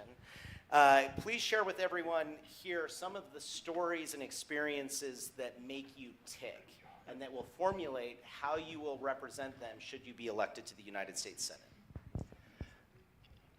Well, I think it's all about standing up against the establishment again, finding out, rooting out corruption, and doing what's right. And I've done that time and time again as the mayor of Riverton and serving my community for 10 years. This is not new to me. Our city council, I helped author a resolution in 2019 in support of human life, and we asked our federal delegation to go ahead and overturn Roe v. Wade. And we've, I've done that there. I stood up again to mask mandates and to vaccine mandates. I ended up saying no to ESG. We've fought consistently against inappropriate materials in school. That really ticks me off. My children are one of my biggest motivators. And I've got a 14-year-old son and an 11-year-old daughter. And it is really the height of immorality, I've said, for this federal government to have placed $34 trillion on their heads and on successive generations. And that's one of my biggest motivators, is to go out there, fight for them. And that's what I want people to know, is that I will get in there and absolutely, absolutely fight for them. Thank you, Trent. Representative Curtis, we'll go to you next. Tell us what it means to be a Utahn and how being a Utahn in the United States Senate is important for the benefit of our country's future. Well, first of all, I want you to know I brag about Utah all the time back there. And clearly, if we could just do more things like Utah, we would be in a lot better shape. But I'll tell you the one thing that you may not see, and that is that I hear consistently that Utah swings above its weight. And if you look just at our House delegation, you'll see Burgess Owens, Celeste, and Chris Stewart formerly, and Blake Moore and myself. And I'll tell you what, we all work together to get synergy. We get more done than individually that we can. And to me, that's what it means to be a Utah. If you look at every facet of the way that we work together, we figure out, even though we have differences, how to move the ball forward for Utah. And I'm really proud to be part of that delegation that does that in a magnificent way. Thank you. Next one, Brad Wilson. In those quiet moments when you've spent your day or week and you have that moment to reflect, what is it on your mind that most motivates you and encourages you to run for office for our state and your family's future? Thanks, Rob. Well, there's been a lot of quiet moments as I've served in public office over the last decade or so. And the truth is, I remember when I got elected to the legislature as a brand new freshman, one of the things that I was very, very clear on is when I showed up there, I needed to do everything I could to make sure government didn't get bigger, and that we did everything we could to keep Utah the great place that it was, and keep it a red state, a conservative state. And truthfully, if you look back at all the success that this state has had, it's because we as a state have adhered to these conservative principles that we've been founded on. We're still a state that believes in personal responsibility. We believe in strong families. We believe in low taxes and small government. And those are the recipe for success. That's why, as a state, we feel like in this state we have more liberty than I think a lot of other places do. And that, to me, when I think about the work that we do, matters a lot. And that's one of the things that I reflect on. Quiet nights at the Capitol after the session, and even at home. Thank you. Next, Josh. This question is for you, Josh Randall. What is the biggest motivator for you in your role as a parent, and how do you see being a member of Congress representing that? Well, I want my kids to be happy. And I guess in the Congress, it's a similar type of concept. I want to defend everybody's life, liberty, and pursuit of happiness and your property. And that's how I view my role as a federal senator, elected official. Primarily, my role is to defend, to provide the defense for you of your pursuit of happiness, life, and liberty, as opposed to providing the general welfare, but to promote the general welfare, but not to provide it for everybody. So I guess that's my answer. Thank you, Josh. Moving forward, there was a request. Some people are having trouble seeing you, so when you're answering your question, if you'd make sure to stand up. So the next one, we're going to be going to you, Gabriel. So the question for you, what is it about the specific candidacy of the United States Senate that interested you, and how are you uniquely positioned to be prepared to be a United States Senator? As I mentioned before, I'm not a Utah. I was not born in this country. But because of that, and because I have lived all pretty much throughout the United States, I've been able to appreciate other states and other countries. And I know that this is the best country and the best state of all of them. My goal is to keep it the same. When I moved into Utah, the town where I live, Sandy, was voted among the 10 best places to live in safety. Now that's not the case. It's not even in the list. And I worry because I see the same thing going around for all of us. All of our issues about safety, economy, children. I have 3 children myself. And I already left one country behind. And I am not going to leave this one behind either. Thank you. Clark, you're going to round out this introduction round. The question for you is, should you be fortunate enough to win the election and be our next United States Senator, what is the first issue and the first priority that you will take to Washington, D.C.? I would have to say that stopping our government spending and overreach, it's outrageous, and I am beyond words of how angry I am with what we have done to our country. And we have to stand up, we have to step up against this woke culture that's happening. I am beyond livid, and that's the reason why I'm here. I want to see us succeed. I want our economic to come back home. We need to be back in the United States. I am so proud when I see something that's made in the United States. I am not like any of these other people up here. I am blue collar. I work 2 full-time jobs. I raise a family, and I am tired of this. It needs to change. It needs to come back to us. Perfect, thank you. This next question that we're going to be diving into, it will be the same question for all of you, and you will have 1 minute to answer this. This is an experiment on being very brief in your remarks, because I'm sure you can go at length on a number of these topics. But I know today, whether it's Speaker Schultz or others, they've talked a lot about the importance of federalism. So I would like each of you to take a minute to discuss what that means to you and how you will apply the principles of federalism to the benefit of the people of Utah. And we're going to go in the reverse order, so right back to you, Clark. As I said, I am not good at this, and we need to bring the federalism. I won't lie to you, I need to circle back and say I don't know.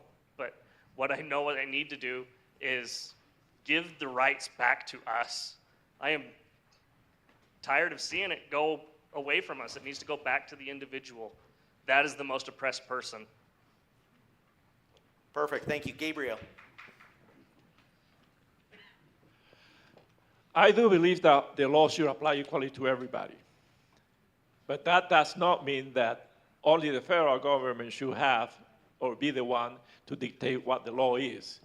Every state has their own customs, their own type of people, their own habits, and Utah is special in that respect. We're very conservative, and I am so happy that we are. And we need to be able to protect that. So although I do agree that we need to have a level of federal intervention telling us what to do, we still need to be able to limit the federal government into what they can do with our state. These things about the national asset companies is really crazy. The environmental craziness that is going on is really messing up and taking advantage the lack of knowledge that some of us may have. But there's a lot of lying at the federal level, and I'm hoping that I will be able to deter a lot of that. Thank you. Josh. There are various industries that the federal government has gotten involved with that they shouldn't have gotten involved with. Healthcare, education, I mean, the list could go on, and I'd like to eliminate those agencies and eliminate the federal government's hand in those. I trust the state of Utah. I'd like to see the state of Utah manage more of the land here, as opposed to the BLM and the federal government. Part of that might be because I work for the Trust Lands Administration as an audit manager, and I also work with the BLM a little bit, and I see us moving a lot faster. The state government moves faster. The Trust Lands Administration moves faster, and I trust the people of Utah. We have great values. We understand what it takes to get a good education. I've heard Trent say this, and I agree with him. We don't really need the Department of Education on the federal level. And so those are just a few of the things that I would do, and I hate to steal anybody else's answers, but that's a few of the things that I would do. Thank you, Josh. Brad. Thanks, Rob. You know, the 10th Amendment is very, very clear on what should and shouldn't be managed by the federal government. And what's happened in this country over the last half a century is very, very far away from what we should be doing and what the 10th Amendment says we should be operating this country like. And it's important, I think, for all of us to recognize that. And whether it is federal lands issues, whether it's taxation, whether it's commerce, there's so many things that could be managed better if they were managed at a state level. I've had a front row seat to how important it is that state leaders work closely with our federal delegation to make sure that people stay in their lane. And you know, a good example of what's happening right now is the Biden administration has not been able to pass its agenda on energy through Congress. And so by fiat, by executive order, by rule, they're shutting down or trying to shut down energy production in this state. We actually took the fight and filed a lawsuit against the federal government and against the EPA to tell them to stay in their lane. And we've succeeded in that way. But that's a good example. We've got to have people that are going to go back to Washington and fight to keep the federal government in the place and in the lane that it belongs and out of states' rights and out of the state's ability to manage the vast majority of what states should be doing and what government should be doing. Thank you. John. These are all great answers, but I would like to point out the principle here, and the principle is that those closest to the problem make the best decisions. And that doesn't matter if it's the federal government, the state government, county government. I'm going to tell you as a mayor, and I bet Trent would agree with me, we get tired of the state telling us how to run our cities, right? And so this principle, if it's good for the state, it's also good for cities. And I would just advocate that at every level of government, we make our best decisions the closer we are to the people who are impacted by those decisions. Thank you. Trent. Well, you hear a lot of people talk about being conservative. I think I like to say I'm more than a conservative because I'm a federalist. And the concept of federalism is the beauty of the founding of this country, the founders that it actually create our Constitution. I mean, it's in Article 1, Section 8, where it clearly delineates the roles and responsibilities of the federal government. And those that aren't there, that aren't articulated there, should be left to the states or to the people, as it says in the 10th Amendment. Now, what have we seen? What have we seen over the last especially the last 50, 60, 70 years? We've seen a federal government become so large and grow and do so much more than our founders ever envisioned that they're failing to do what's in Article 1, Section 8. I mean, immigration is case in point. We're seeing that, a complete failure right now with the Biden administration of this border. And so what would I do? Well, as a mayor, and John just talked about it, for 10 years, I've been on the front lines, I like to say, of fighting back on governmental overreach. And that has been at the federal, the state, and even the county level. And I've done it time and time again, whether it's getting out of county-wide services, self-providing law enforcement for our community, coming up with much greater solutions locally. Those that are closest to the problem, local governance is what governs best. And having that perspective for the last 10 years, taking that back to DC, I think lends a very unique perspective and why I'm very well qualified to represent all of you in the U.S. Senate. Thank you. Carolyn. So I serve as the Federalism Impact Chair on the Salt Lake County GOP, as well as having worked on issues of federalism repeatedly with Utah Citizens for the Constitution, which I am a board member of. And we see it all around us. And I will tell you, the biggest driver of this violation of the principles of federalism, and it has been mentioned, that it is very well delineated and spelled out what the responsibility and role of the federal government is. And I always say, when government fails, or when government does those things that are not its most fundamental duty, it always fails to do those things that are its most fundamental duty. And thank you. When I talk to elected officials about this, the answer that I often get is, we can walk and chew gum at the same time. Yeah, but you've never done it. So, and we don't even have to go there because we have a constitution. And this is all driven by money. It is when states and communities take money from the federal government. I'm also working with some people to try to untangle where the federal funding is entering our education system, because that is infecting everything and creating a lot of the education problems that we're having. I'll stop it there. Perfect. Thank you, Carolyn. Thank you, candidates, for your answers.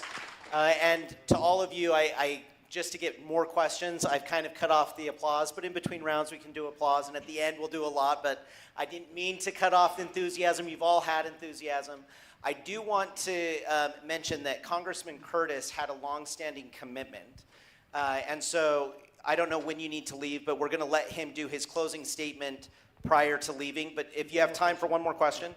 Perfect. Well, next, I'm actually going to invite up Chris Ullman, who's the president of Eagle Forum National, for a couple of questions. And so we'll do the first question, and you'll be able to participate in that, and then we'll have your closing statements. Okay, Chris. Thank you all so much. I'm going to start with a really easy one. Having been a former Senate staffer and having a deep love for the United States Senate and the way that it operates, I feel that right now, we actually have no Republican leadership in the Senate. We do not have a minority leader. We do not have any voice in the United States Senate.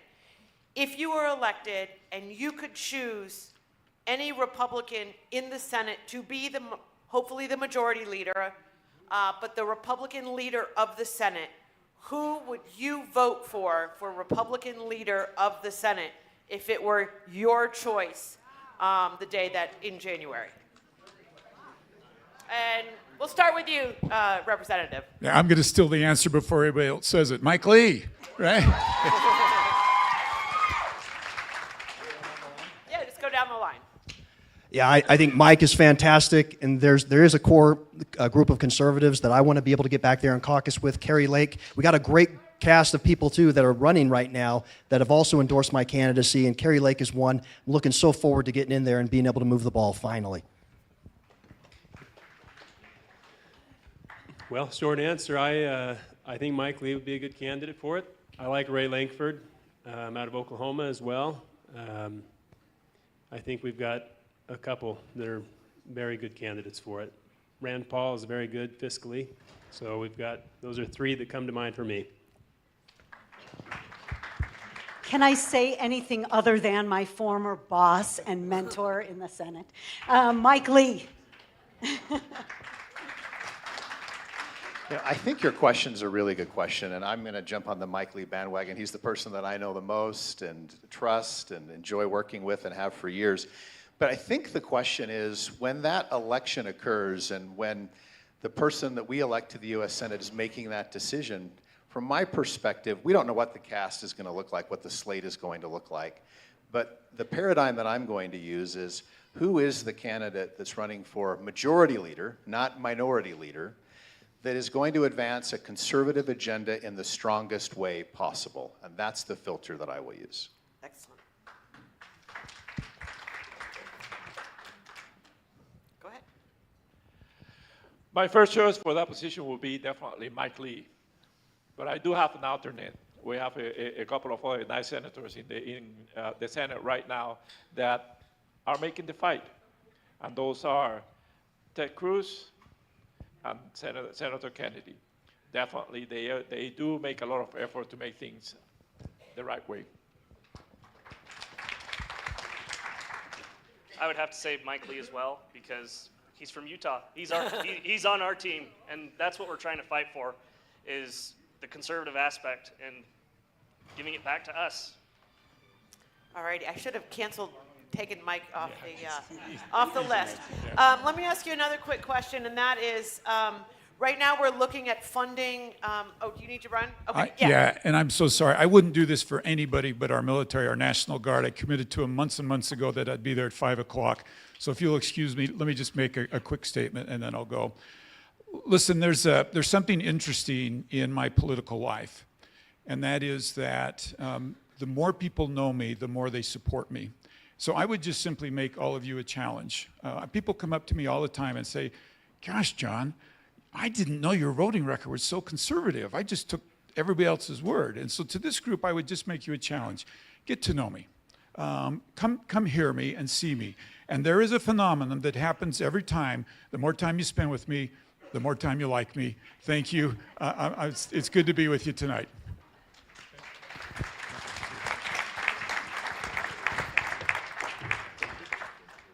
Right now, the United States Senate and the House are considering international funding bills for Ukraine, Israel, Taiwan, and others. Let me just ask each one of you the same question. In order to get your vote to support international aid for our allies overseas, is there anything that would have to be in that bill to get your support? Are there any conditions that you would put in an international funding bill? I'll start with Carol. Yeah. Okay. For me, I would think, first of all, I can't have a bill that includes all international funding. It would need to be broken down. I have massive concerns because of the fact that we are having trouble. We are sending so much weaponry overseas to Ukraine and have been, that we are at risk of being able to defend ourselves. And there are massive threats from China with regard to Taiwan. So I don't know the intelligence on that. So I can't say what's happening behind the scenes. What I can say is we've made some big mistakes, not only with funding, but with getting rid of and sending away our weaponry. I know with some systems, we're 7 years out just to replenish our own stock and defend our own selves. So, you know, additional conditions, I can't answer that question. What I can say is break it down, give me a good reason, tell me what we're sending. I think we have to secure the home front because we have completely failed at that, especially with the 25% shortfall in recruiting in our own military because our focus seems to be on everything except for securing our own nation. So.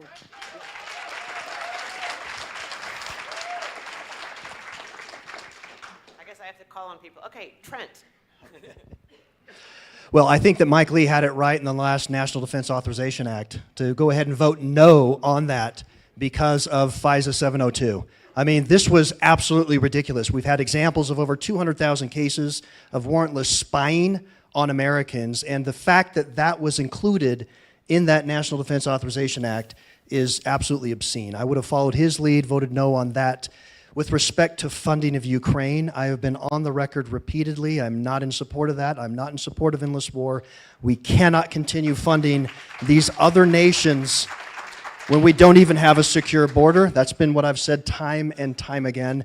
The state of Israel, I do find a bit of an exception there because we do have a 10-year commitment to them. It's about $3 billion worth. We do a phenomenal amount of trade with them that almost bridges that. And I really am one that is going to stand up for Israel and make sure that we continue that commitment there, especially with their Iron Dome. People don't really understand. I've talked to so many in the Jewish community. They have 1,700 missiles thrown at them every year, and it's unbelievable that they're a sliver of freedom in the Middle East, and we need to have them continue to be there. Excellent. Okay.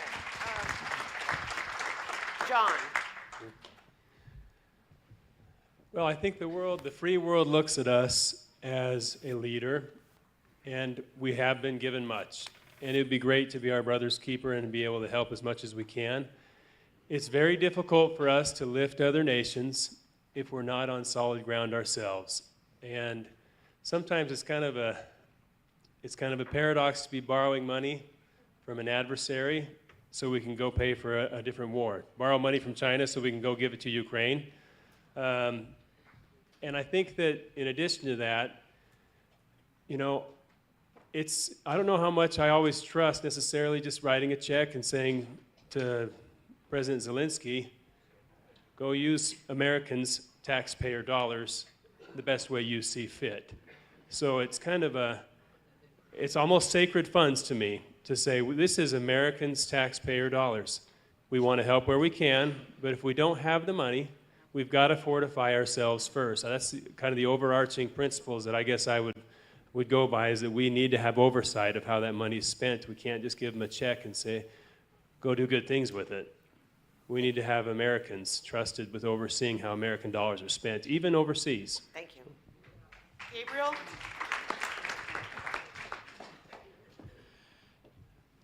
I know that there is at least 7 people filing for bankruptcy every day in the state of Utah.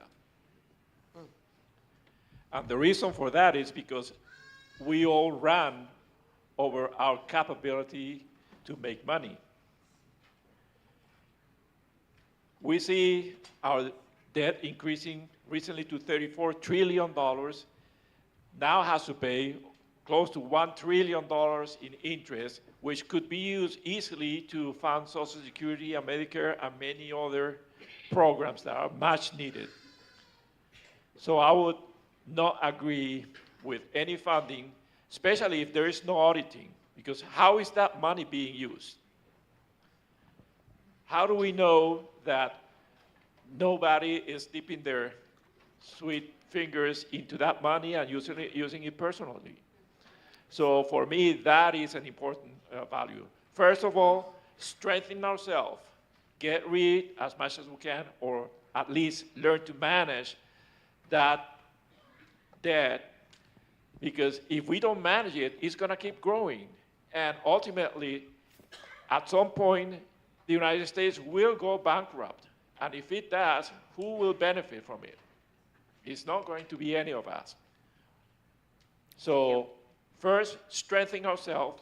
Let's put back ourselves in a position that we can actually help others, and then continue help. Thank you.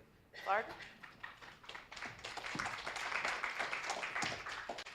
When it comes to funding other wars, we should not be involved one iota. We are not involved in this. Those are their borders to protect, not ours. We need to protect our borders. We need to bring it back to the United States and stop all of this corruption.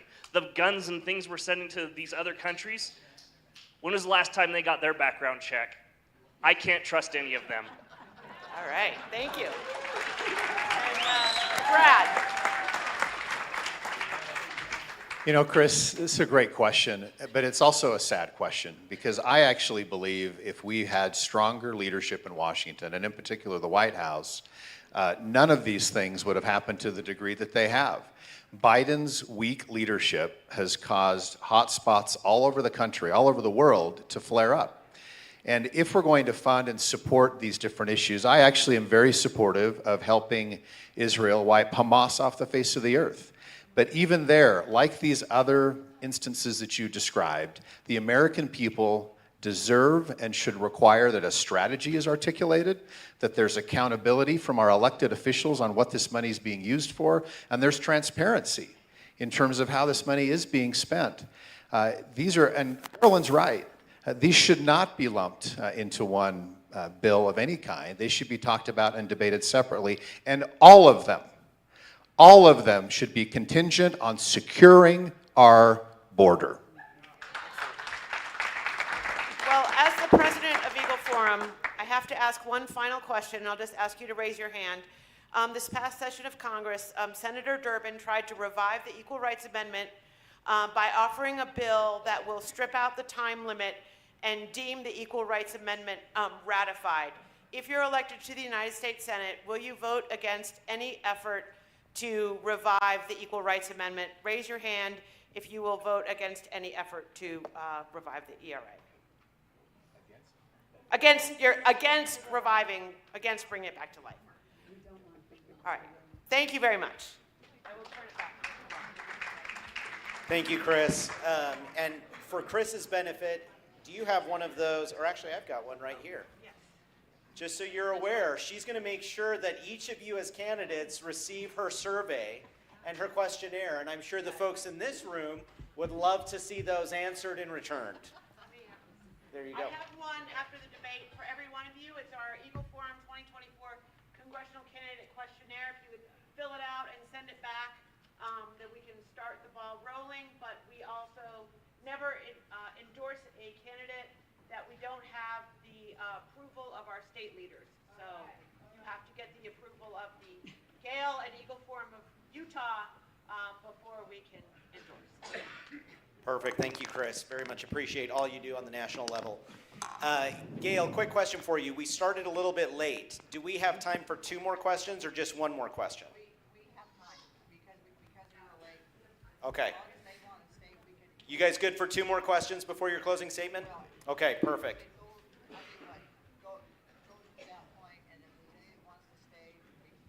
Okay, perfect. That sounds good. I'll defer to Gail. So the first question that I want to ask, we got into this a little bit in the course of the last answer, but the southern border right now is a disaster, and we've all seen that, and it's been a disaster for quite a while. I'm sure many of you have been to the southern border and seen some of that. I actually went with Senator Baldry earlier this spring and last year spring, and got to see what's happening there on the southern border. So that's an issue that I want to have the context of in your mind. And then look, recently here in our country, everything is becoming polarized. It's all tribalized. And so you look, the issue on the border, it's either you're for protecting the border or you're not, if you're talking from a Republican point of view. If you're talking from a Democrat point of view, you're against people and the humanitarian response of people who are fleeing violence, or you're not.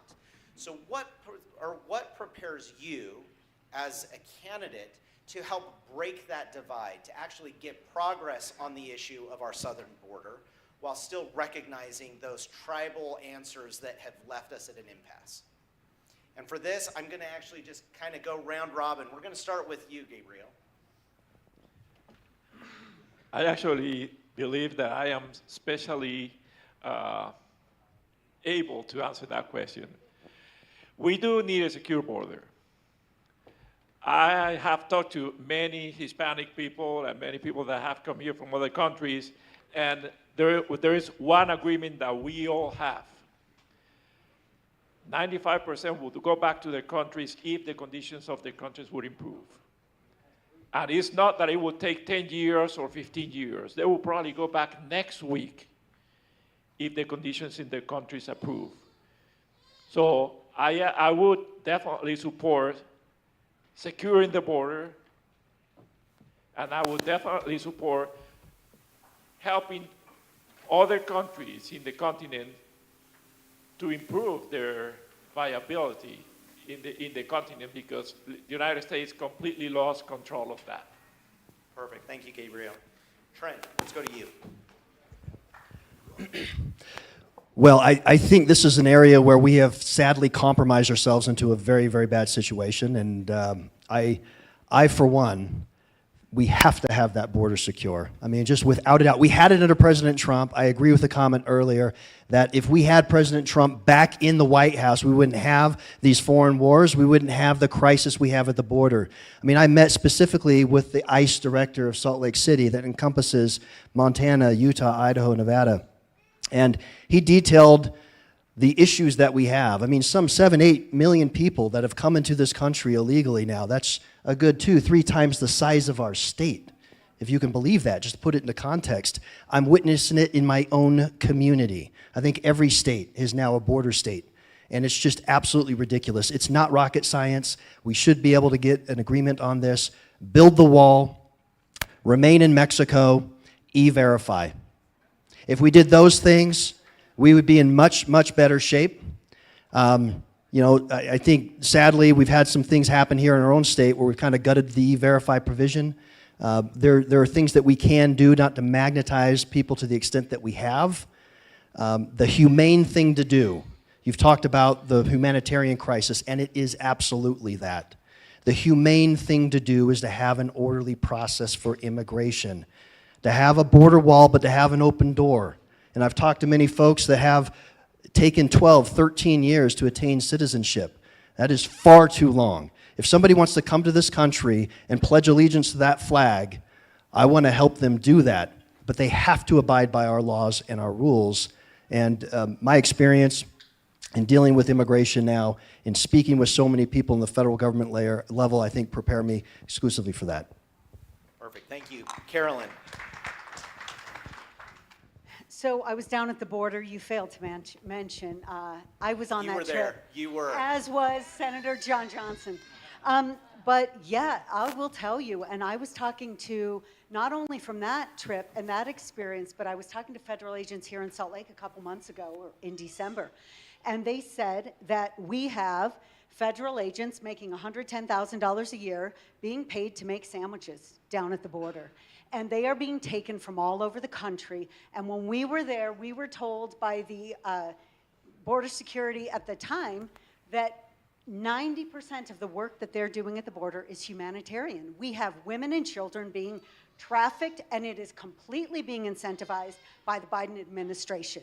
So our nation is responsible for what's going on. I will tell you, the way that we bring more people to the table on this, and I will say the work that I've done politically has uniquely qualified me to do this because it's what I've done in my job, and that is figure out how we make the case to people who may not always think like we do. I'm a facts and figures person.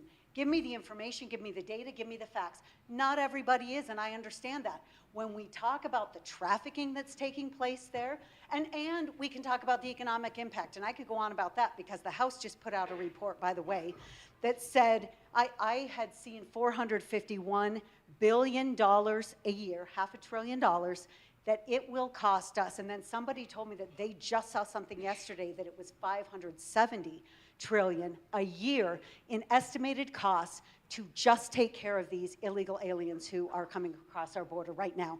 This at a time with our $34 trillion deficit, and by the way, the biggest driver of that $2 trillion deficit, or $34 trillion debt, excuse me, the biggest driver of that $2 trillion deficit this year, do you know what it was? It was reduced income tax payments from the American people. 2022 to 2023, we saw a just over $450 billion, almost equivalent to the then half trillion that we'll be spending on illegal aliens. That's an additional trillion in coming years, minimally. Even not even accounting for the issues that we're going to have with increasing levels of, of interest in order to continue paying for this ever-growing debt. So this is a significant problem. So when we make the case on an emotional level, because there are emotional impacts as well, we can bring more people to understanding why it's important. Yeah. Thank you, Carolyn. Clark. When it comes to border security, it is of utmost importance. I have a grandmother and family that are in Arizona, and they tell me constantly of they're having people literally hopping over their fence even, of people they don't know and trying to break in and steal stuff. And it's only a matter of time before it comes to us. But on that as well, I have so many immigrant friends that tell me how much greater our country is, but how hard it is to get into this country. And the thing we need to fix is our immigration policies on how they can get in, because we want those good people in here. We are the melting pot of the world. That's why we are different. It's why who we are, we are. Perfect. Thank you, Clark. Brad.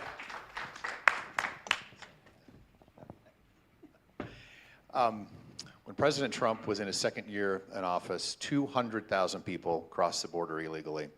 This last year, 2.5+ million people crossed the border illegally. Things have changed, obviously not for the better. I'm going to disagree with Carolyn on just one little thing. They're not just making sandwiches down on the border. There's one other thing that's happening. In Texas, Texas built its own wall. And right now, the Biden administration has ordered federal employees, immigration officials and agents, to tear down Texas's wall. So this is not the way that we should have our federal government working and solving this issue. We have to secure the border. We have to tighten the border. Your question, though, Rob, wasn't about that. I think we all agree with that issue, right? Until we can secure the border and close it, we're not going to be able to fix our legal immigration problem. And these two things are obviously inextricably tied together. But what we have to have in Washington, someone that's going to go back and represent Utah, is someone that's going to be relentless and not compromise on issues that are important like this. We've got to make sure that whoever we elect there is going to play for the team that we elect them to play for. This is a red state. We're going to elect a Republican. The Republican we elect needs to go back and play on the team Republicans play on and solve these issues. Thank you. Josh. Well, it's been talked about a little bit already, the gotaways, 2.5 million gotaways. The tone at the top has to change, obviously. We need to get Mayorkas out. We really need to get Joe Biden out. We've had federal people in the White House administration. Part of the problem is they're simply not complying with the laws that are already on the books. And now it's gotten to a point where we probably need to send the military down to help out with the human trafficking and drug trafficking that's going on. And if the Border Patrol says we need to put a wall across the whole border, you know, that's what we need to do. And this thing with Texas, absolutely crazy. Sanctuary cities. Boy, we need to clamp down on sanctuary cities. It's unbelievable to me that we have an administration that allows so many of our big metropolis areas to just shove it in the face of our federal agencies and say, hey, we don't care. We're not going to help you with the laws. We're going to go and fight against. We've got to defund if we need to. But I'd like to reach across the aisle with Democrats on this, but I lean Trump's position on it. I think our border was better before, and there's no question in my mind that it was, and we need to return to that. Perfect. Thank you. So we're going to do one quick round robin and then the final question, because I would love to talk a lot about the Constitution, but we don't have enough time today to go beyond one or two more questions. But I'm personally of the opinion that the Constitution creates an even playing field with a set standard of rules, that when we adhere to that, that's where Republicans, Democrats, neighbor to neighbor, with whatever differences we have, we find commonality within that rule book. Unfortunately, as certain parties and individuals have left the Constitution in adherence or understanding of it, that's where we now don't know what we're playing. And an example I'll bring up, it's like having a cricket team and inviting them to play against a baseball team on a football field without any lines drawn. Who knows what sport we're playing? And so with that in mind, the round robin quick question I would ask from each of you is, what is the top one or two amendments or issues that are within the Constitution that you think we are missing the point of, and that the American people need to recommit themselves to understanding that would improve our country's future? So the top one or two that you think need to be focused on, and we'll just start here and go to the end. So Clark. Term limits. I'm tired of seeing these politicians that stay in there forever, and we need to bring it back. Perfect. Gabriel. I think that the first two that are the most important for me is, first, the freedom of speech, freedom of religion. we need to be able to do that. For me, it's completely, I cannot understand how come we can be so respectful to Islamic religions and the Prophet Muhammad when we are not respectful about Jesus Christ. If it is one, it's for everybody. And as we are respectful to them, they should also be respectful to our beliefs. Perfect. Thank you, Gabriel. Brad, we'll go to you. Yeah, three quick things. I would just say the 10th Amendment of federalism, we've talked about it. It is the way that the game should be called and should be played, but it's not. And until we get back to that, our country is going to, I think, continue to sputter and have challenges. The second thing I was actually going to say religious freedom and religious liberty.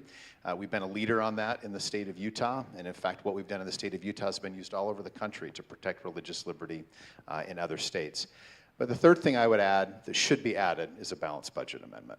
Until we change the system in Washington and have a forced way to control spending, they're going to continue to print money. They're going to continue to create inflation. They're going to continue to pass this $34, $35 trillion in debt to our children.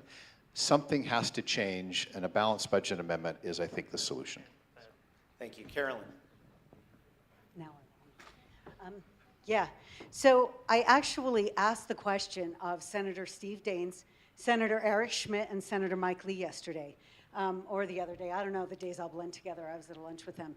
And the question that I asked had to do with spending, and the point that you just made is exactly what that response was. And I'll tell you, Senator Daines said, there will not be the courage in Washington to limit spending until there is a balanced budget amendment. But I would say, here's another one of the things I say all the time. I have a number of them. Sorry, as a mother, this just happens. But that is that the Constitution was the negotiated middle for the founding of this nation. There is nothing extreme about the Constitution. And thank you. And this gets back to our messaging as conservatives. That has to be a part of what we share with people. This is the middle. And I'm going to talk about, just super briefly, the Constitution in its totality. And that is, we need to make sure that our children and our grandchildren, I'm still waiting for some, I bought chickens this summer because nobody's giving me any yet, but that our children and our grandchildren understand that what the Constitution is the document that limits the government's power against the people. So the only way the government can abuse us as individuals is if it defies those principles laid out in the Constitution. We need to understand this, we need to teach it, and we need to share it. It's understanding the totality of that document. Perfect, thank you. Josh. Can you repeat the question a little bit, Rob? What was the question again? Yeah, just which one or two issues within the Constitution do you feel most need to be focused on to get us back to a place that will benefit our country? Okay.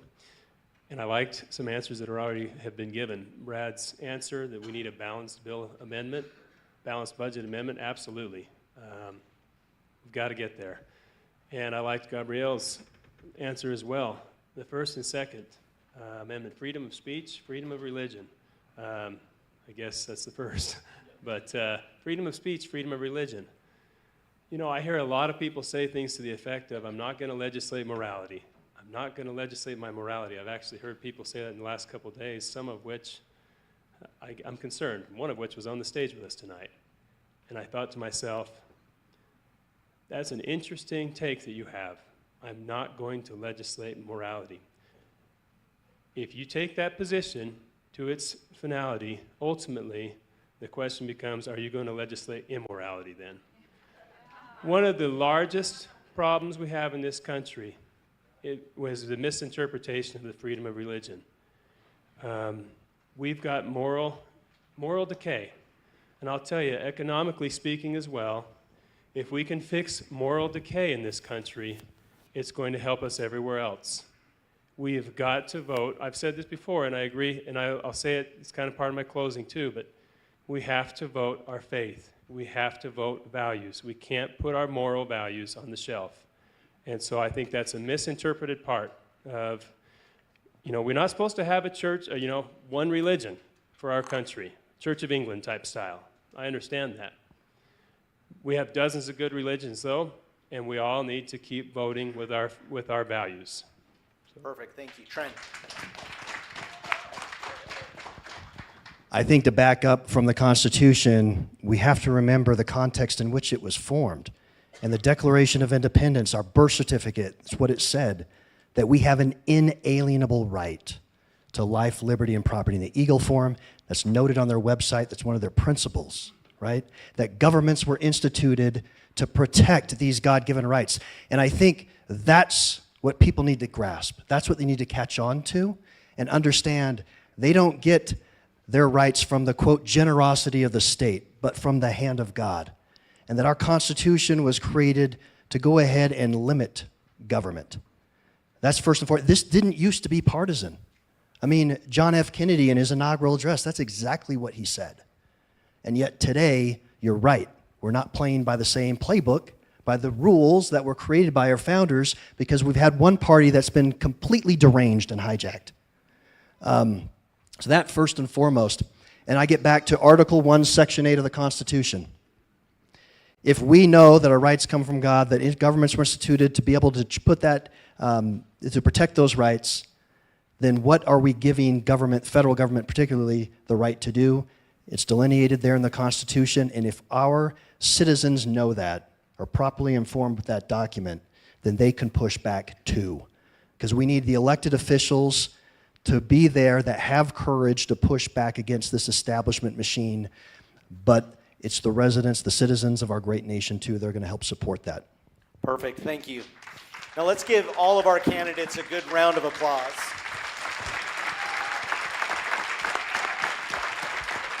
We very much appreciate, and I will say as the Republican Party chair, I am grateful for good men and women who are willing to put their name on the line as candidates for any office, but especially all of you here running for the Senate. Thank you for being willing to do it and doing it within our party. I'm grateful that we have a deep bench, getting back to that sports analogy. We know what sport we're playing, what game we're playing, and we have a deep bench of talented players. So thank you very much.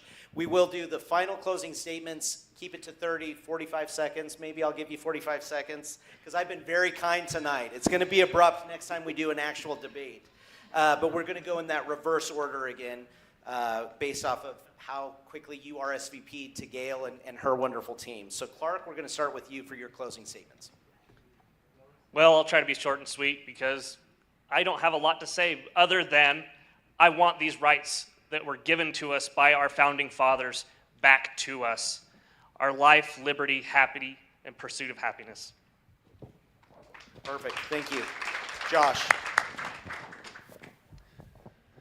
Well, I love Utah. I love our country. I am convinced we know how to do it here. We have great people here. We don't gamble. We don't drink a whole lot. We really emphasize education. Part of it is some of the theological things that we do in our state, and it's emphasized. We have kids. We love our kids. We put family first. We don't have a ton of abortion like other places. There's a lot of values that we have here that are different. I could go on. We've got to take those values to Washington. Now, I understand we can't go legislate all of these things at a national level, but gosh, I am convinced that we've got a hold on things pretty good here in the state of Utah. And my commitment as a senator is that I will represent those values and I won't compromise on core values. The core Utah values, they're on the social issues and also on our budget and living within our means. Boy, I'm very passionate about those things and I won't compromise on those. Please approach me and ask me, how are you going to vote? How would you have voted on the Respect for Marriage Act? How would you have voted on those debt ceiling bills? What would you have done? What will you do? And I will commit to you, I'll tell you all those details. I don't have time right now, but I don't compromise on those core values. We've got it right here in Utah, and it's a great nation, a great state we're part of. Thank you. Thank you, Josh. Gabriel, we'll go to you.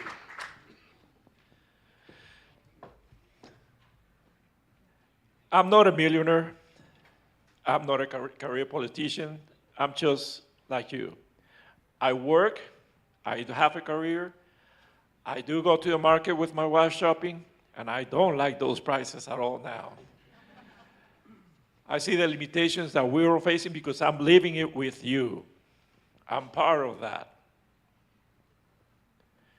And my goal, if you guys do decide to elect me to the U.S. Senate, is to continue to make things the way that we have been doing it since 1830. Make life worthwhile and continue progressing. Somehow we got stuck in the past and we keep revisiting the past, and that does not allow us to evolve, move forward. And the road ahead of us is so great and beautiful. And that's what we need to start focusing on. Thank you. Brad. Thank you. So in June of this year, we're going to decide who the Republican nominee is to represent us on the ballot in November. And unless something crazy happens, they're the next U.S. Senator from Utah. When we do that, we're going to send someone back there to do the work of the state, to represent the values, the conservative values that we care so much about. Let me just give you some examples of, I think, why that matters and the results that you could expect from someone like me or me. While I was Speaker, serving with great colleagues, we passed a trigger law to protect life in one of the most pro-life policies in the country. And that's in place now. The courts, the activist courts, are fighting it, but it's in place in Utah. Biggest tax cuts in the history of this state, passed while I was Speaker. We got constitutional carry to protect Second Amendment rights, first time in our state's history, while I was Speaker of the House. We took the fight to the federal government to keep your energy prices low, and to keep your energy on, and we won that fight. We fought to make sure that boys don't play in women's and girls' sports, and we won that fight. These are the kinds of things that you could expect me to do when I go back to Washington as the next U.S. Senator from Utah. Get results that are aligned with the values of this state. Thank you. Trent. Well, thank you to the Eagle Forum. I appreciate the opportunity to be here with all of you to talk about this. It's very important, right? And that's how I have always characterized this race. We have got to be able to get somebody in this seat that is a demonstrated fighter. Somebody who has proven they've got backbone. And I've done that for 10 years in elected office. I talked about that at the outset. And that is why I have earned the trust of so many. I've received the endorsements of Mark Levin, of Charlie Kirk, of Kerry Lake, of Harmeet Dillon, of Rick Grinnell, of Kash Patel. I've received the endorsements of great organizations like Moms for America that's here. I've received the endorsement of the Utah Fraternal Order of Police that represents about 5,000 law enforcement officers across the state. I will always support our law enforcement officers. And I have received the support of Veterans for Trump. I've received many other organizations and about 100 local elected officials. Those in the state of Utah, mayors, city council members, county commissioners. And they have voiced support for me and for my candidacy because they know I'm going to go back to Utah and I'm going to fight every day for you. Please go to TrentStaggs.com and take a look. I focus on smaller government, safer families, and a stronger economy. Thank you so much. Trent. Carolyn. We have a growing problem in Washington, D.C. I think if it has not been recognizable to most of us a decade ago, it certainly is now. And if we want to continue having the same types of problems that have brought us to what I consider the brink, economically, socially, in every aspect of our nation, our economy, and our communities, then we ought to continue sending the same type of people to Washington. I think it's important. I say all the time, all of us will say the same things on the campaign trail, every single one of us.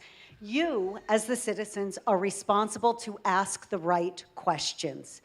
I grew up in an area where I will say my parents were born and raised in Utah, went back to New York for my father's education. He received a PhD at Cornell and was responsible for some really great innovative things that have done more for cleaning our air than all the politicians in the history of the world, by the way. It comes through innovation, private industry, and free markets. And so I was raised there in an area of New York and came to Utah 35 years ago for school, settled in Draper, which was founded by my third great-grandfather, who was born in the same area of New York where I was. And we both chose to come here for a reason. It is thinking through these principles, studying these principles that undergird our entire nation, that have brought me to where I am politically and have brought me to where I am in my life. And for that reason, my understanding of the principles that have founded and formed this nation and that have brought us the greatest prosperity and liberty that the world has ever known for the longest period of time in the history of man, those principles are the things that I believe in, that I want to see continue for my children and my grandchildren someday, and that is why I can be trusted in Washington, D.C. It is not about the policy. It is not about the little things here and there. We can negotiate and talk about those things all day long when we stay consistent on the principles that have built this country. Thank you, Carolyn. Thank you again, Eagle Forum, for all that you do. Candidates, thank you. Join me in a round of applause for all of our candidates. Thank you. Remember March 5th for caucus night, and legislators, all the best. Hopefully you guys are geared up for a long session. Thanks for all that you guys do as well. Thanks, Gail.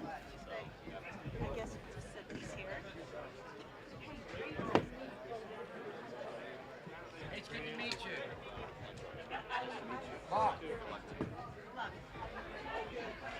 There you go. Thank you. Nice to meet you. So I just got back from 11 days. What? Yeah, you got pizza at your table, take it home. We need to have a closing prayer. So, Loretta, oh, you're here for the closing prayer. I just want to quickly tell you a couple of things. I'm going to ask you a favor of you. For, you know, right now our country needs our prayers. And so if you would remember to pray for the United States of America. Pray for the healing of our nation. And when you fast for the healing of our nation. And also pray for honest elections. If we don't have honest elections, we don't have a country. So please include that. Delane, you can. I just wanted to tell you that this bid, the highest bid on this picture was $550, and it was Tina Horlacher. So thank you, Tina. And our closing prayer is by Loretta Brinkerhoff, and put this on your calendar. Second, does it come out always the second? This was first. Okay. Anyway, just put it on your calendar for next year for either the first or second Saturday of January. And the reason I say we don't know which one, we have to wait and see when the legislative session starts. We base it around that. So we'll let you know. But we'll count on you being here. Thank you.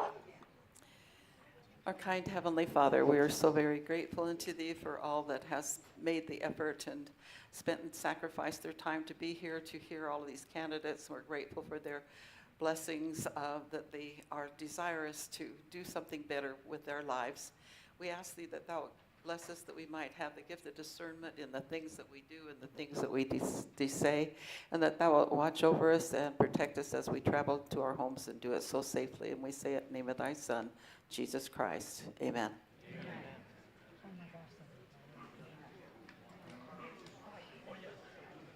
Thank you.